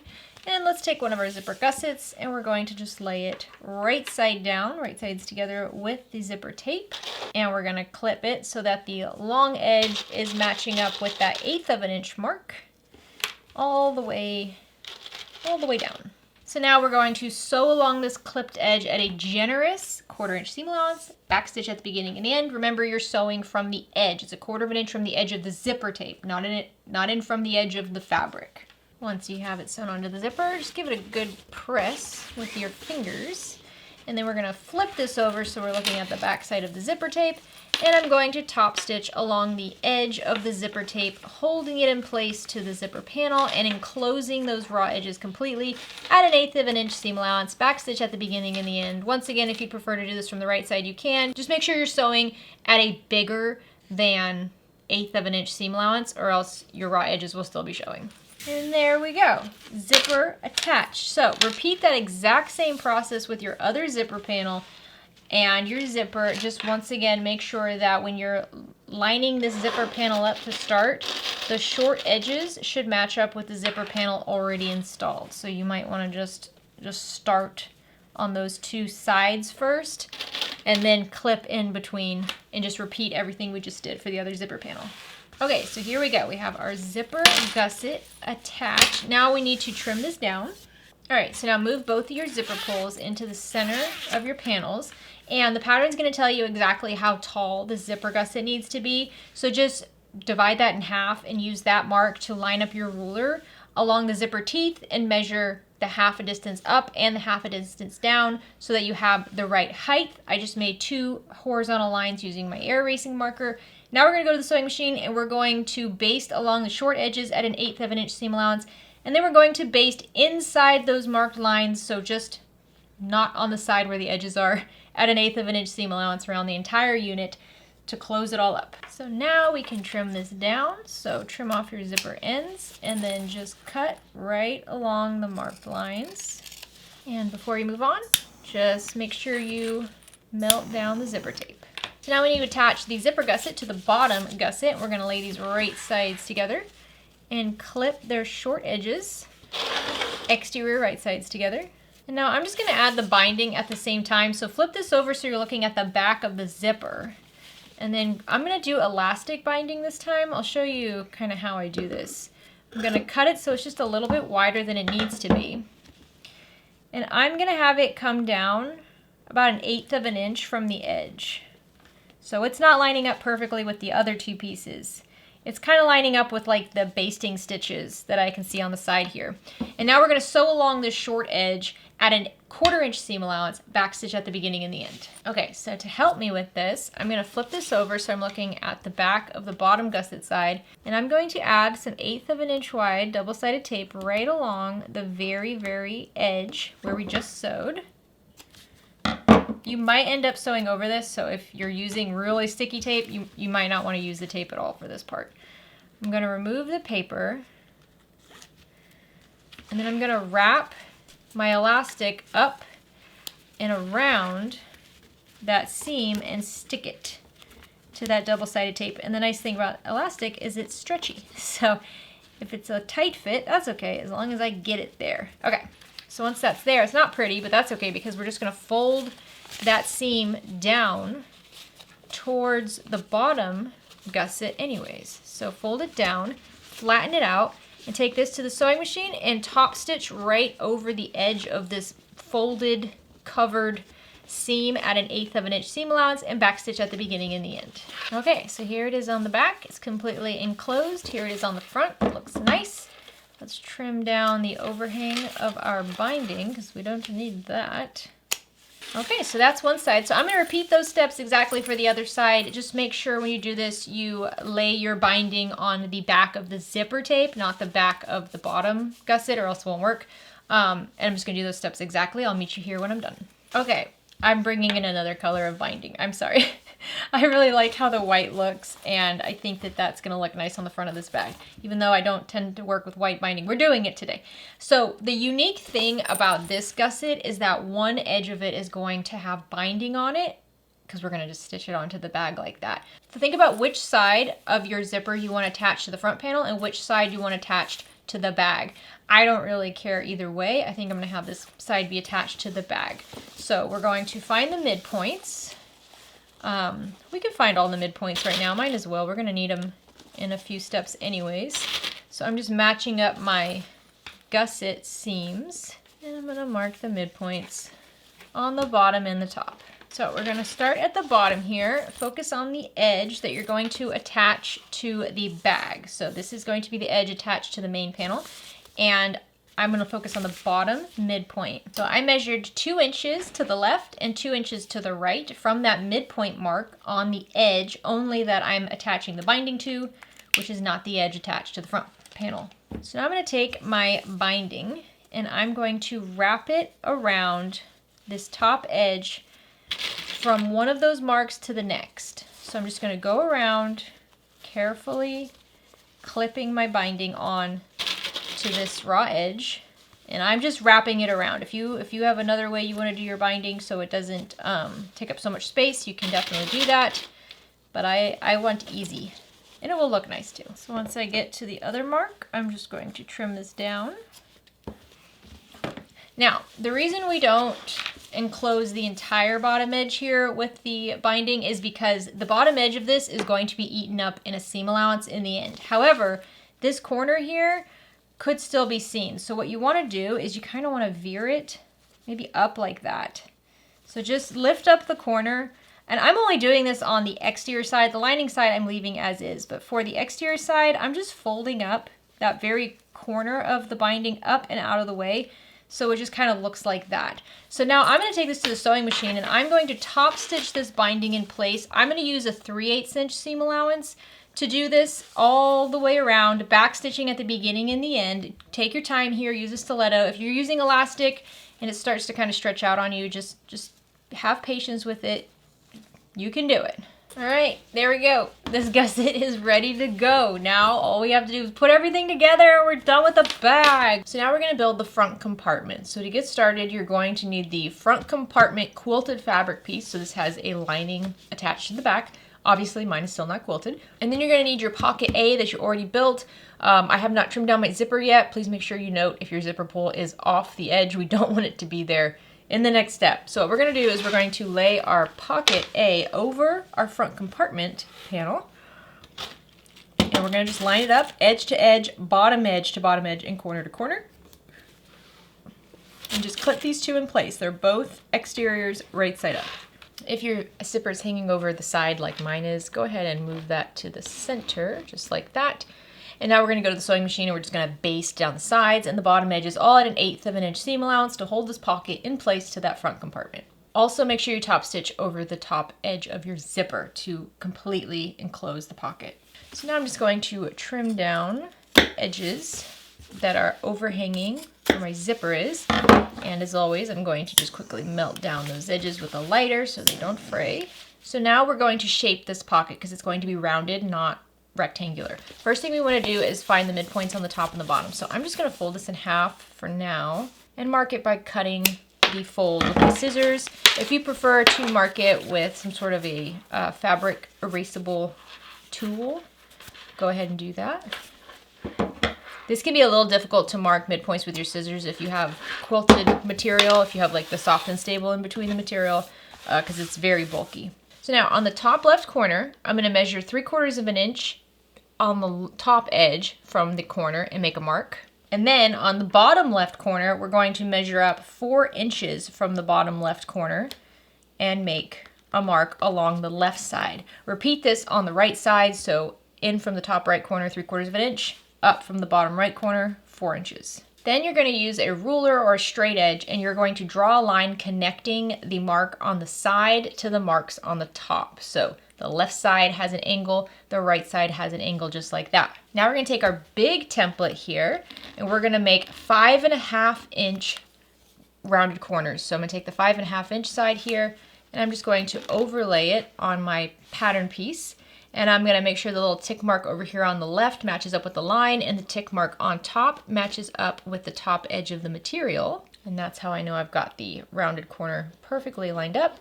And I'm just going to trace right on that 5.5 inch mark. I'm going to do the same thing on the other side. You can just move the zipper out of the way, flip it over if it's easier. And once again, we're matching up the mark on the right edge of our circle or template, whatever you're using, with the marked line, not the edge of the material, but you will match it up with the top edge of your fabric. So it should look just like that. And then on the bottom corners, we're going to mark 2.5 inch rounded corners. So I have my template for that, and I'm just going to match up the straight edges and round off these bottom corners. Easy peasy. Templates make this very easy. So if you do patterns that have rounded corners quite a bit, I would suggest using templates for this instead of pieces of paper, because over time pieces of paper will wear down and it won't be an accurate cut anymore. Okay, before we trim this down, we want to take this to the sewing machine and we're going to baste inside of our marked line. So we're going to baste inside this diagonal line and then rounded corner all the way to the top, do the other rounded corner and diagonal line, and then baste inside the rounded corners on the bottom left and right as well. So now that you have that basted, you can cut right along those drawn lines. We're doing the diagonal up to the curve and then cut around the curved corners. I like this method of doing the corners because, I mean, you could have pattern pieces and then just trace out these panels ahead of time and work with them as individual pattern pieces. I feel like it's just easier to work with rectangles and then trim it down to size. The only hard thing is if you're using a specific print on your material and you want very specific pattern placement, that's where this process is a little tricky. Okay, so we have our front compartment front panel and we want our front compartment gusset. Man, it's hard to say. So you should have your midpoints marked on the top and the bottom of the front main compartment and also on the top and the bottom on your gusset. I don't have it marked on the bounded edge. I should probably do that somehow. You know what, I think for now, I'm just gonna put a pin here. It won't really be noticeable in the end. There we go. I'll just put a pin on this here, because we're gonna need this later when we finish the bag. And if I use an air erasing marker, it might erase by then, so I don't wanna forget about it. Now, we're going to attach the gusset to this front panel like we've attached gussets before. If you've done gussets with me before, you know I usually prefer to have 4 marks. Top, bottom, midpoint marks, and then midpoint marks on the side, or some sort of marks on the side to help me. We don't have that here. You don't need it, but if you want it, which I do, then we can do that. So we're specifically focused on the edge that does not have the binding. That's the edge we're gonna be working with. So what I'm gonna do is I'm just gonna match up the top and bottom midpoint marks for my gusset on that unfinished edge, and I'm just going to find the midpoints between the midpoints. So now I'll have 4 marks on this raw edge here, and only the raw edge. The other side, we're gonna have a whole traced out image when we attach it to the bag, so we don't really need to worry about that. But we do want this to be as easy as possible. If you're using quilt cotton, I would say this step is unnecessary because quilt cotton, it stretches really well, so you don't have to worry about it so much. So now I'm gonna do the same thing on my main panel. I'm just gonna fold it in half, midpoint on the top and the bottom matched up. I'll use a clip to hold those together. And I'm just going to find where the midpoint would be on the sides. All right, the marks are not pretty, but they are there, so that's good. So now I'm going to take my zipper gusset and we're going to lay it exterior zipper gusset, right side to exterior of main compartment. The midpoint on the raw edge of the zipper gusset part is going to match up with the midpoint on the very top of our front compartment. And we're going to clip these 2 points right sides together. Now we're going to flip the whole zipper gusset so it's lining side out, exterior side in. And then we're going to use the midpoint mark on the bottom edge of our gusset and match it up with the midpoint mark on the bottom edge of the front panel, or front compartment panel. We have a lot of pieces. This is the front compartment, not the front main panel. Now, on the sides, I'm going to do the same thing. I'm going to find my midpoint mark on the side of my gusset, and I'm going to match that up with the midpoint mark on the side of my front panel here. Now, we might need to adjust this. This is just to get started because this is not a rectangle, so we have more material down here that we're going to need and less material on the top. So we might have to adjust this a bit. That's perfectly fine. We're going to start here though. So I'm going to start by going around the top corners. So I'm just going to wrap this around. When I did the quilt cotton version, I did not have to cut into the gusset at all. I had plenty of fabric to get around the corners. I would say this is not a particularly tight gusset. It's probably a more loose gusset.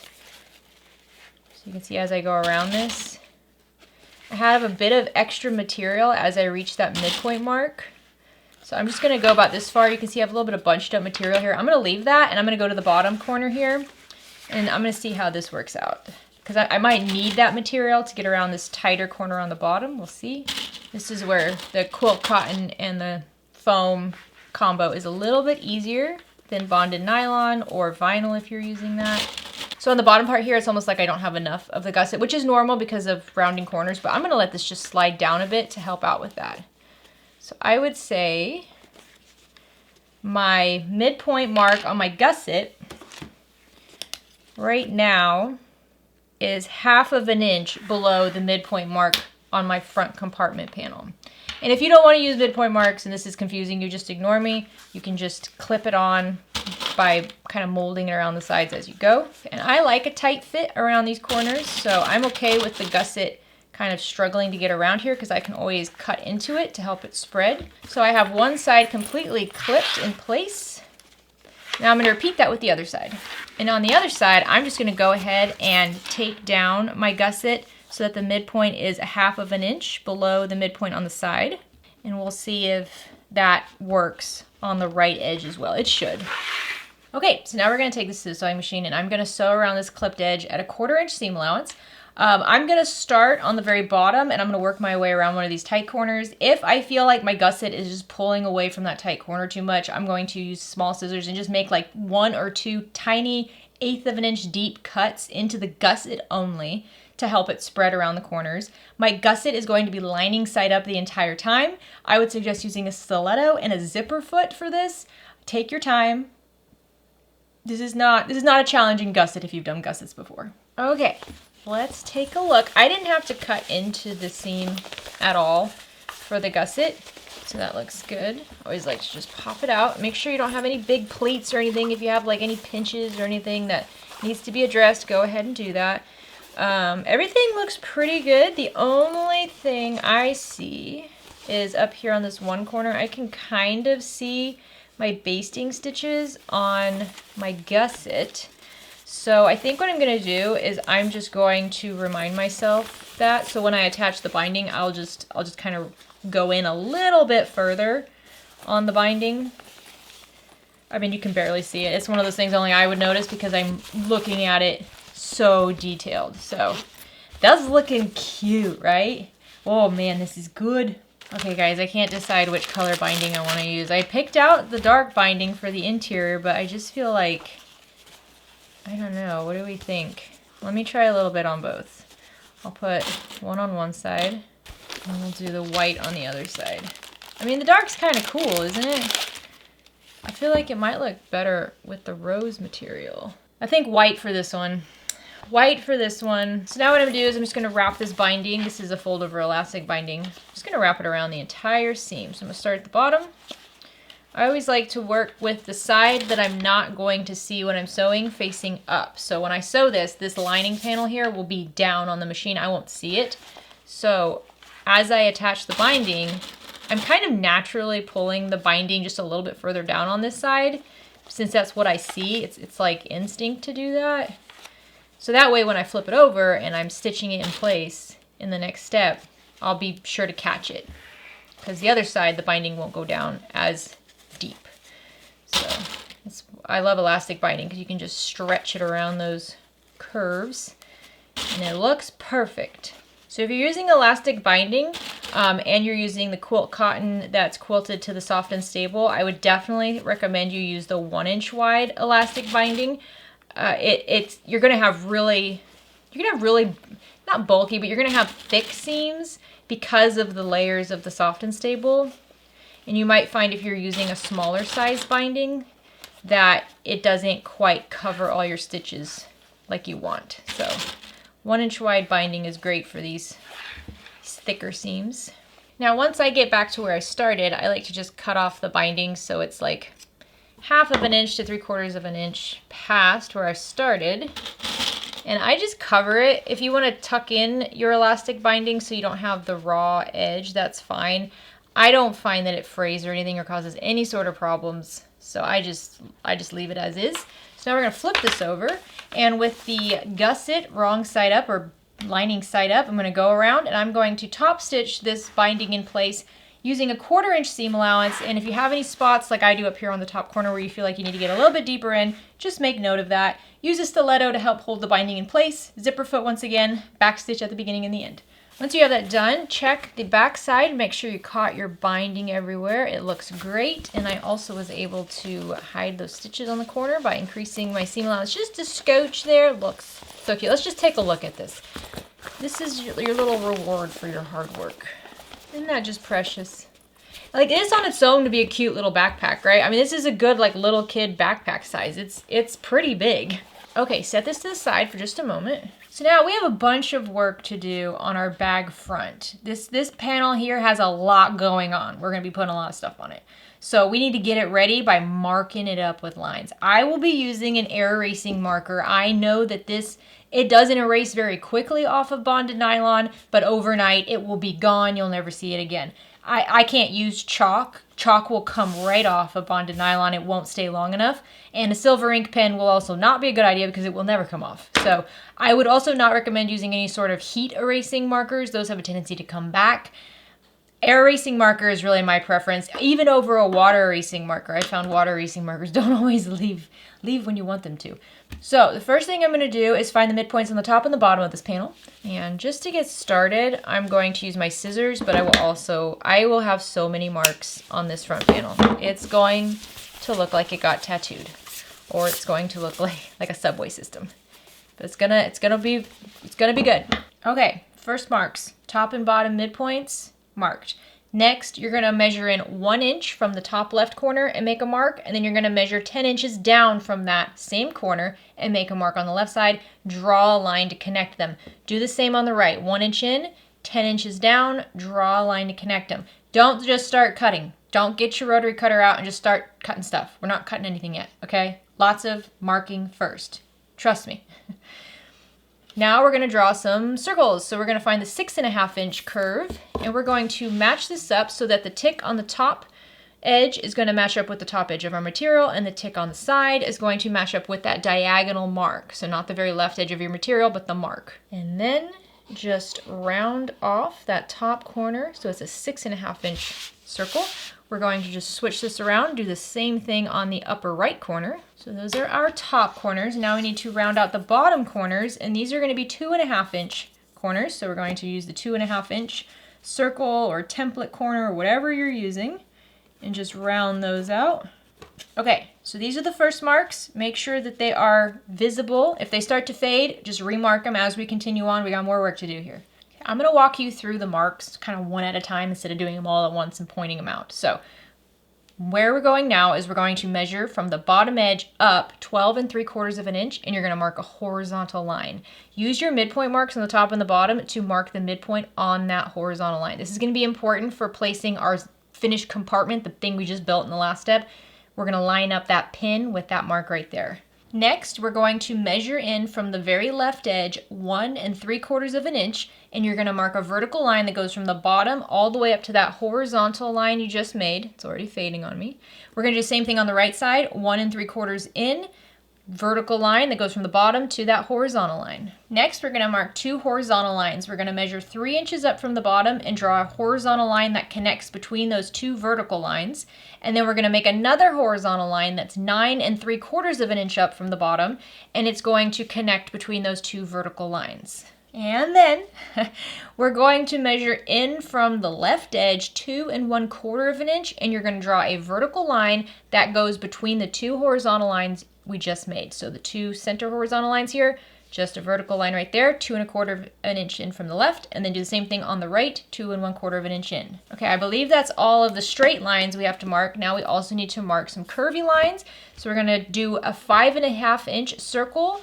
We're going to do it on the top left corner of our inner box here. So where we have the highest horizontal line, we're going to match up our template there. And where we have the 1 3/4 of an inch mark, so the outer vertical line, we're going to line up the side of the template with that. And then you're just going to draw a curve here. This whole thing here, the curved, is for the compartment we just built in the last step. So we're just going to literally line up that bound edge with this drawing and just stitch it on. But before we do that, we have to attach another pocket to this front panel. So we need to prepare for that as well. So I have my 2 curves up here, the 5 1/2 inch curves. And then we're going to use 3 1/2 inch template. So that's this corner down here. And we're going to match that up with the vertical line that's on the outer part here, so the 1 3/4 of an inch one, and the very bottom raw edge of our front panel. And we're going to just draw our corner down here, and then do the same thing on the other side. That vertical marked line that's furthest out, so 1 3/4 of an inch out, and the very bottom edge of the panel using a 3 1/2 inch rounded corner. There we go. So once you have all of these lines marked, you're going to flip this over, and on the back side, you're going to mark a horizontal line that's 2 inches down from the top edge. This is why chalk doesn't really work for me, because if I were to do a bunch of chalk lines and then flip this over, all the chalk would be gone. So now, before we attach the front compartment, we need to attach this cute little BC pocket, and this is what those inner straight lines are for. You're really just going to match it up with the inner vertical lines and the horizontal lines, just as best you can. If it doesn't quite reach every line perfectly, that's fine. This is just a guideline.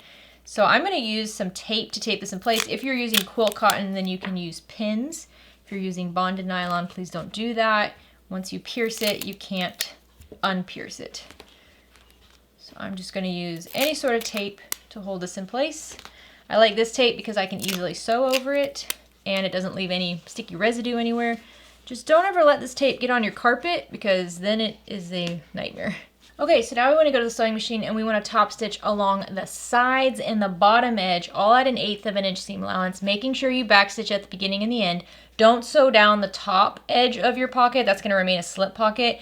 If you still have your vertical line to separate your gathered pocket and you want to sew through that to create multiple pockets, you can do that. I'm actually going to leave it this time because my line is gone, and I kind of like big pockets. So take your time here, backstitch at the beginning and the end. So now you see you have this elastic pocket, little pen pocket, and big slip pocket. If you were going to separate these pockets and sew over that line per the pattern, it would go through all of the material. So then your slip pocket would be divided, and this elastic pocket would also be divided. I'm just going to leave it because I kind of like the bigger pockets.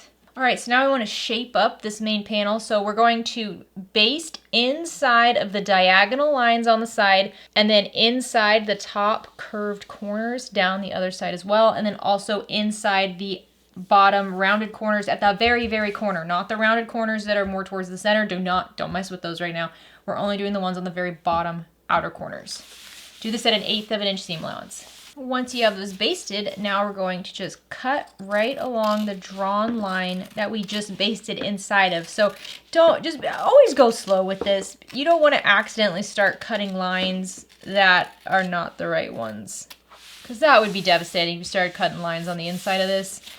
Oof, don't do it. It can get confusing with all these marks everywhere. So take your time to make sure you're working on the right thing. So your front panel should now have a nice backpack shape. Now we got to attach the front compartment. So I think some of you are gonna think this is the hardest part. And it definitely is difficult if we can't use pins. That's one thing that's challenging about this, but it's not as bad as you think. This is going to be as difficult as the material you're using. If you're using a stiff vinyl or faux leather or leather, it's gonna be challenging. If you're using more loosey-goosey material, it's gonna be a little bit easier. So what we're gonna do is pretty much just lay our pocket down, right side up, just like it will be finished, and we're going to stitch it in place. So we're gonna start by lining up the midpoint marks on the bottom edges. So the bottom of our pocket is going to be in the seam on the bottom edge of this main panel. Just line it up and clip it in place. And you're gonna go all the way to the marked corners that you have here on the bottom. So just keep the bottom edge flat along that bottom of your front panel. And don't let it start curving until it gets to the curved marks on the bottom corner over here.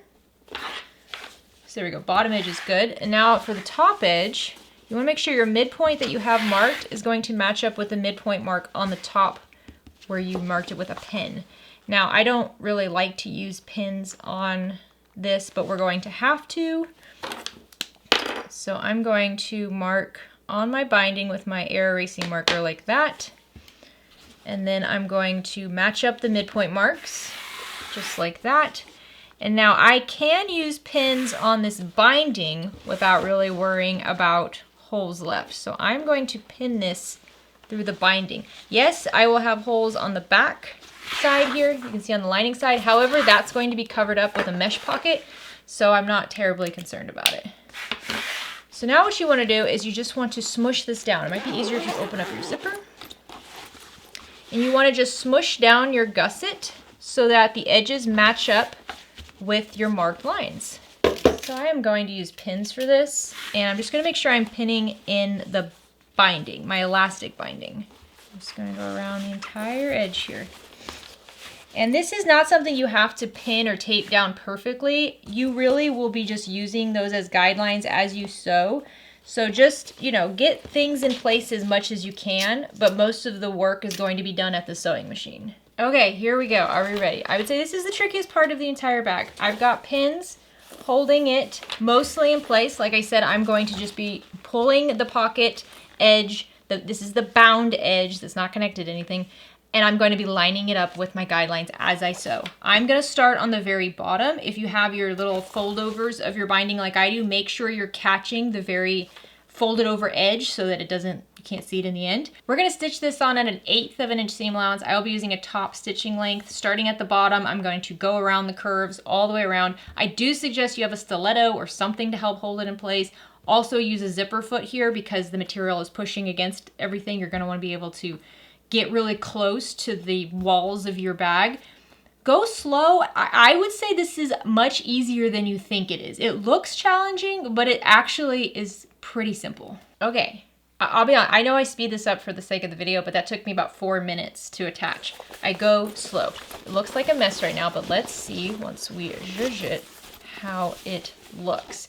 I'm telling you, I was like not excited about this pocket because I felt like it was going to be so difficult, but it's actually not that bad. You have a lot of wiggle room with this. I mean, look how stinking cute that is. Isn't that fun?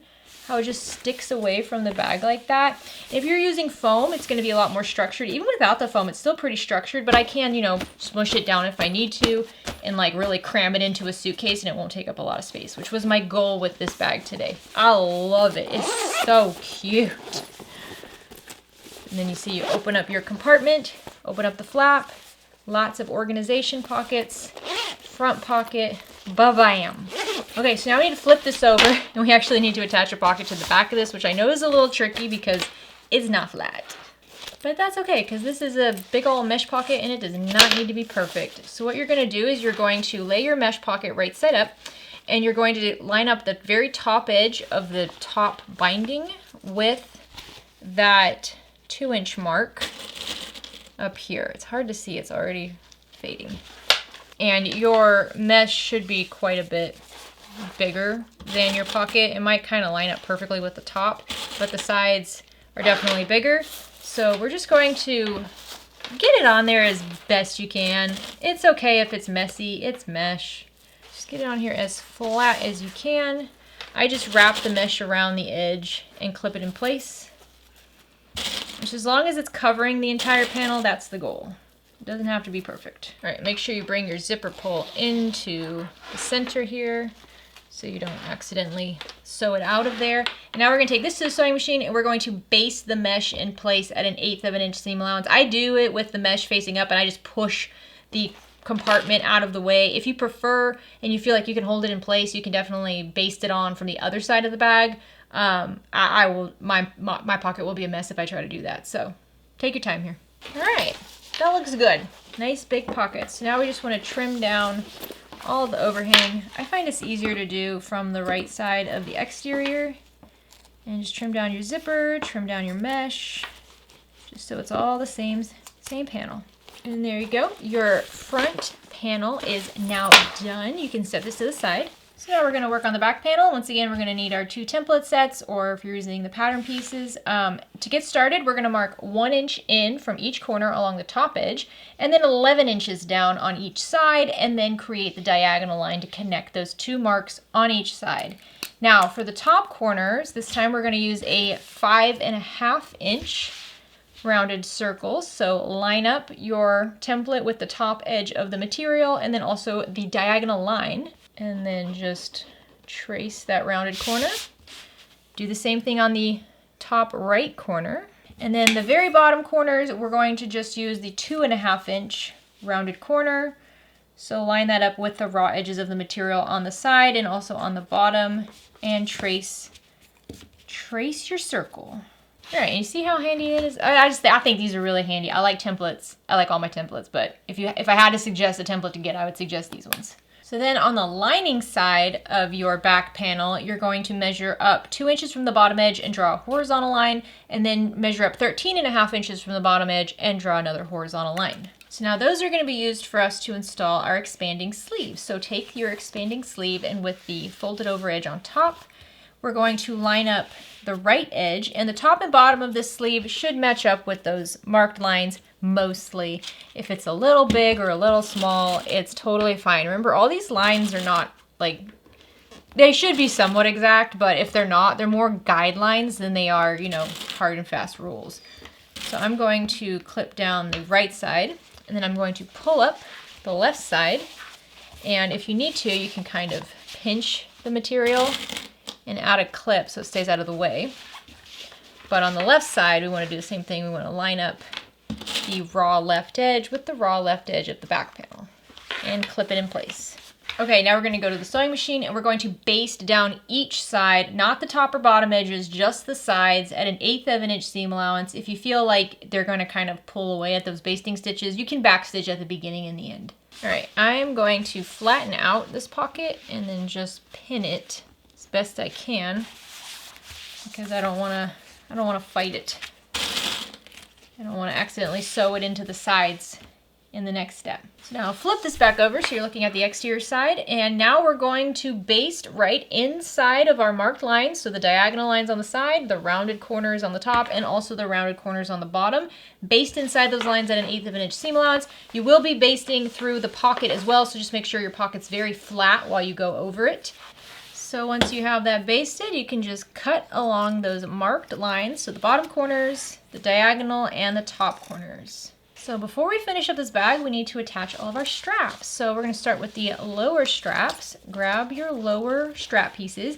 Make sure you have the midpoint marked on the top and the bottom of your bag, and then you're going to measure up 1.25 of an inch from the bottom edge and mark on the sides. It's just above that rounded corner. So take one of your bottom strap triangles and you're going to line it up with the left edge And the bottom of the triangle is going to match up with that 1 1/4 of an inch mark.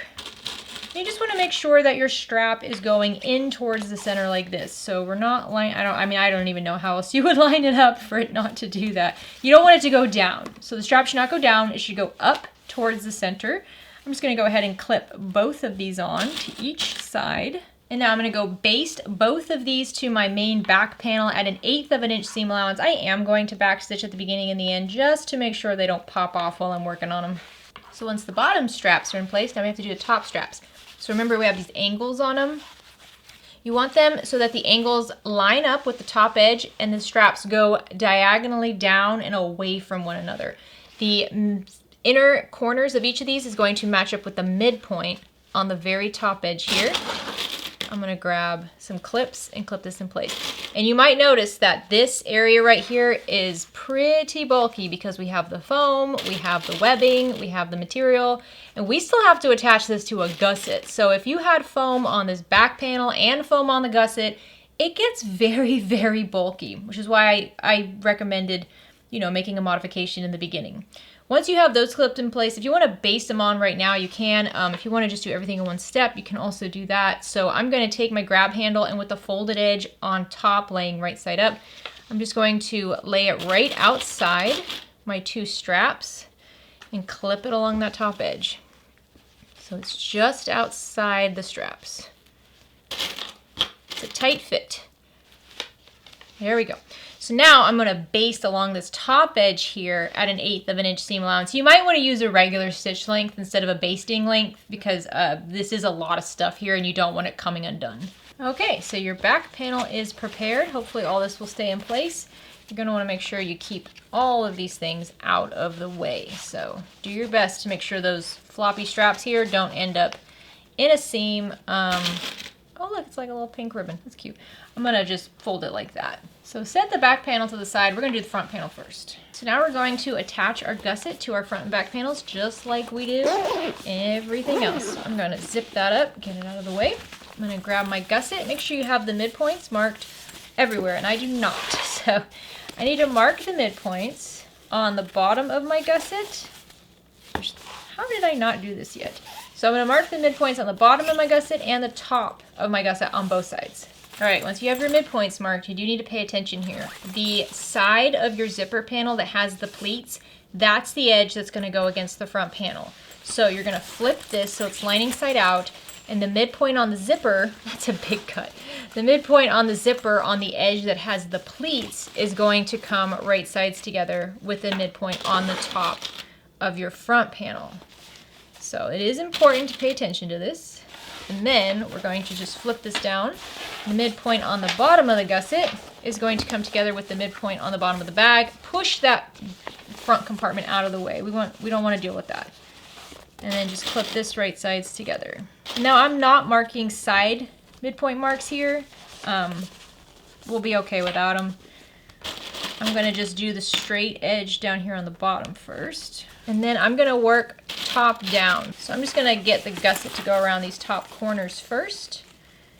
And then I'll work on the bottom corners. So at the bottom of your water bottle pockets, that seam right there where we top stitch the bottom of those pockets, that comes like right at the bottom corner.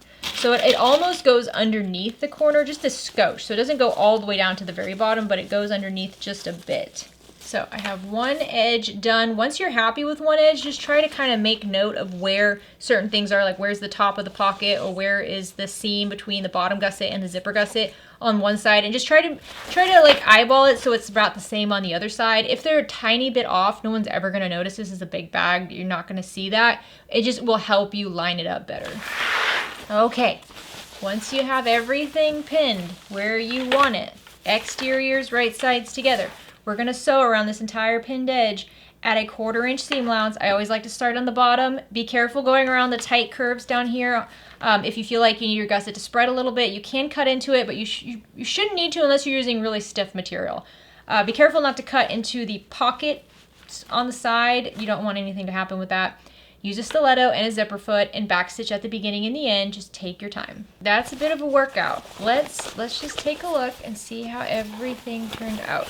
That looks so cool. So the only thing I see down here is that my binding didn't quite get caught in the seam here. So I am going to fix that because that will drive me crazy. So I'm just gonna unpick this one corner and re-sew it to make sure the binding gets caught. Okay, let's have a look now and see how that turned out. Yes, now it's caught. So you see, if you ever, you don't have to be too serious about everything. You can always fix things. Alrighty, so the panel is attached. Now we need to bind it. And I think I'm gonna stick with the white binding. I can't bring myself to use that dark colored binding because I haven't used it anywhere else. I feel like it just wouldn't make sense to use it now.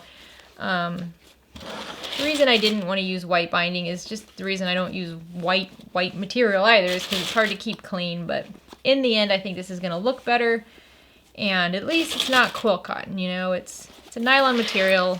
It'll stay clean longer than other things. So just like I did on that front compartment, I'm just gonna wrap this binding around the edge and clip it in place. Alrighty, I've got the binding in place. I'm gonna flip this over and I'm gonna work with the gusset lining side up. I'm gonna start at the bottom and I'm gonna top stitch this on at 1/4 of an inch seam allowance. Some areas I might have to do less than 1/4 of an inch because of bulk. That's perfectly fine. Your seam allowance can change as you go. Just try not to make it too big because then you run the risk of not catching the binding on the back. Once again, zipper foot, stiletto, back stitch at the beginning and the end. Okay, binding attached. And I like it because the back of the zipper is white, so the white binding looks good like that. Okie dokie. Now we need to do the back panel. So make sure everything stays out of the way. Make sure you have your midpoints on the top and the bottom. I would open the zipper on the main zipper gusset over here. I feel like it will make it easier. And we're gonna flip our bag down so it's right sides together, exterior right sides together with the back panel. Move stuff out of the way and start clipping these together. Yes, the seams at the top are bulky. Like I can barely even get my clip around them. And I don't even have the foam in the gusset and the back panel and it's still so bulky. So that's why I was saying if you wanted to lower down your webbing so that your webbing wouldn't be part of this on those straps, and that might help. Because the foam is thick, but it's mostly air, so you can squish it. The webbing, though, is kind of thick and not air. So it's just thick and dense. I'm going to clip there. I'm going to go to the bottom here. Woof, this bag is big. And I'm going to clip these right sides together. All right, zipper is open. Zipper pulls are out of the way. Corners, edges are all clipped. Seams are thick, I know. We're gonna sew around this entire clipped edge at 1/4 inch seam allowance. Use a zipper foot and a stiletto. Backstitch at the beginning and the end. I would suggest stretching your arms out before you do this because this can be a bit of an arm workout. Give yourself breaks if you need it. Okay, that seam is the hardest part. It really is. That was very challenging. There's just so much like structure here. So I am gonna turn it right side out, even though my arm is killing me, because I need to make sure I didn't accidentally sew my straps in place, and I need to check all my corners and everything. And I just want to see what the bag's gonna look like. Okay, so let's take a look at the back here. Let's put these straps down.